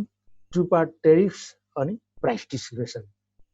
यी यतिवटा क्याटेगोरी यसभित्र पर्ने छ र अगाडि हामी के थियो च्याप्टरमा भएका कम्पोनेन्टहरू यसको सिलेबसभित्र भएको यति नै हो। यो अलिक टेक्निकल पनि छ तपाईँलाई अलिक बढी चाहिँ सिरियसली पनि हेर्नुपर्छ त्यो त क्लास रुममा जस्तै यहाँ जति अलिक फरक भयो डिस्कसन गर्नु के छ। अब तपाईँले यो भित्र चाहिँ हामी के हो त यसमा चाहिँ डिफरेन्ट न्युमेरिकल इक्जाम्पल पनि तपाईँलाई मैले पठाइदिएको थिएँ कतिले पाउनुभयो कतिले पाउनु यो चेक द्याट। अहिले चाहिँ के हो त हामीले चाहिँ डिफ्रेन्ट एयरमा सोधेका क्वेसनहरू तपाईँलाई यहाँ सोधेका हुनाले हामीले के गर्छौँ त आज टाइम अफ हुन थालेछ होइन। हेलो हुन्छ यो तपाईँले एकचोटि हेर्नुहोस् है यसले टेक्निकल टाइटलै यही हो 4 युनिट 4 होइन। यसलाई अहिले चाहिँ मैले पठाइदिएको तपाईँले हेर्नुहोस् अनि रिफरेन्स बुक पनि तपाईँले हेर्नुहोस् नेक्स्ट टाइम न्युमेरिकल गरौँला। अनि अब मैले के गर्छु युनिट यो हो र साथीहरू हो सर आएको छैन त्यो साथीहरूलाई मैले पठाइदिएको थिएँ त्यो तिनीहरूलाई सेयरिङ गर भनेको थिएँ। यसो गर्नुहोस् तपाईँको एउटा चाहिँ मलाई मेल पठाइदिनु म पठाइदिन्छु यो न्युमेरिकल पनि गरेको छ सबै होइन अनि अर्को पनि एक्स्ट्रा पनि गरेको छ यो स्लाइड बाहेक त्यो पनि तपाईँलाई न्युमेरिकलहरू यो स्लाइडमा छैनन् र हाम्रोमा यसमा चाहिँ अरू बाँकी पनि गरेको छ कि अर्को पनि हालिदिएको छु मैले यस्तै सिमिलर टाइपका हुन्छ नि प्र्याक्टिसको लागि यो स्लाइड बाहेक पनि अर्को चाहिँ के हो त मैले चाहिँ वर्डमा चाहिँ पठाइदिन्छु बरु प्र्याक्टिस हुन्छ तपाईँलाई जति प्र्याक्टिस गऱ्यो त्यति फाइदा हुने यसमा त हुन्छ। अब तपाईँको त अलि मलाई गरिदिनु होला त्यो इमेल चाहिँ हालिदिनु होला मलाई कोले पाउनु भएको नि मलाई अलि इमेल पठाइदिनुहोस् त मैले टिपिहाल्छु।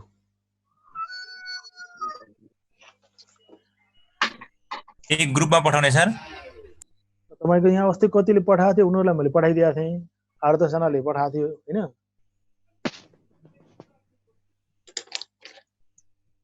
उसमा चाहिँ हाल्नुहोस् त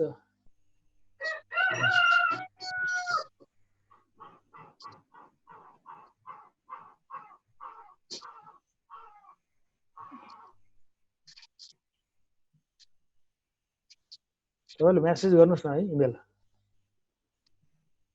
कोले पाउनु भएन अनि मैले पठाइदिउँला।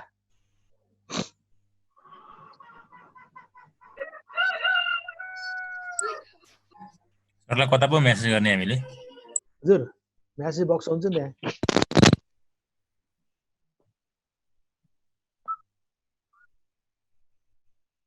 मेसेज बक्स हुन्छ नि त्यसमा हेर्नुहोस् त मेसेज बक्स कहाँनिर छ सर पार्टिसिपेन्ट भन्दा छैन मैले त च्याट बक्समा पठाएँ च्याटमै पठाउने हो सरलाई प्राइभेटली पठायो भने मेसेज बक्सतिर गएर बस्छ सरको। तपाईँ यसो गर्नुहोस् न मेरो इमेल टिप्नुहोस् न तपाईँले यहाँ मैले टिपिदिन्छु त्यहाँ हेर्नुहोस् अनि त मलाई सजिलो होला है। हुन्छ सर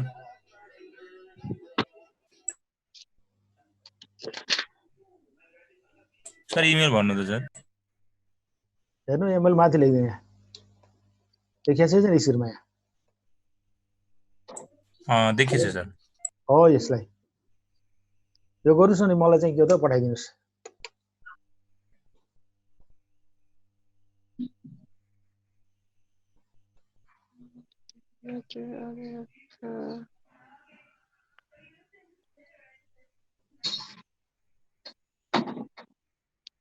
मैले कनेक्सन गर्नु म त्यहाँ पठाइदिन्छु। सर यो kharelkhom@yahoo.com हैन सर? हो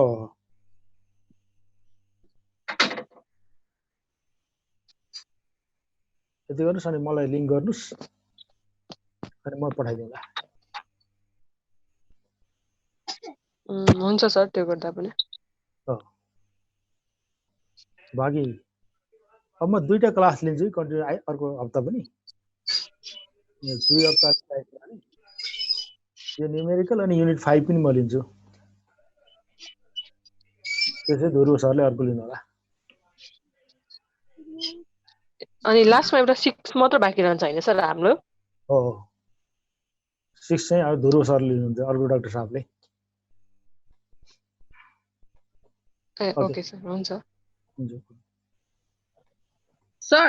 हुन्छ sir thank you. Sir hello छ नि के रे हामीले क्याल्कुलेसनहरु गर्दा गर्दा कतिवटाहरु नआइराको हुन्छ अनि त्यो चाहिँ तपाईलाई कसरी सोध्ने अब हुन्छ नि मेल गरेर नै सोध्ने हो कि अन्य कुनै माध्यमहरु छ? एउटा क्लास गरौँला नि त्यहाँ।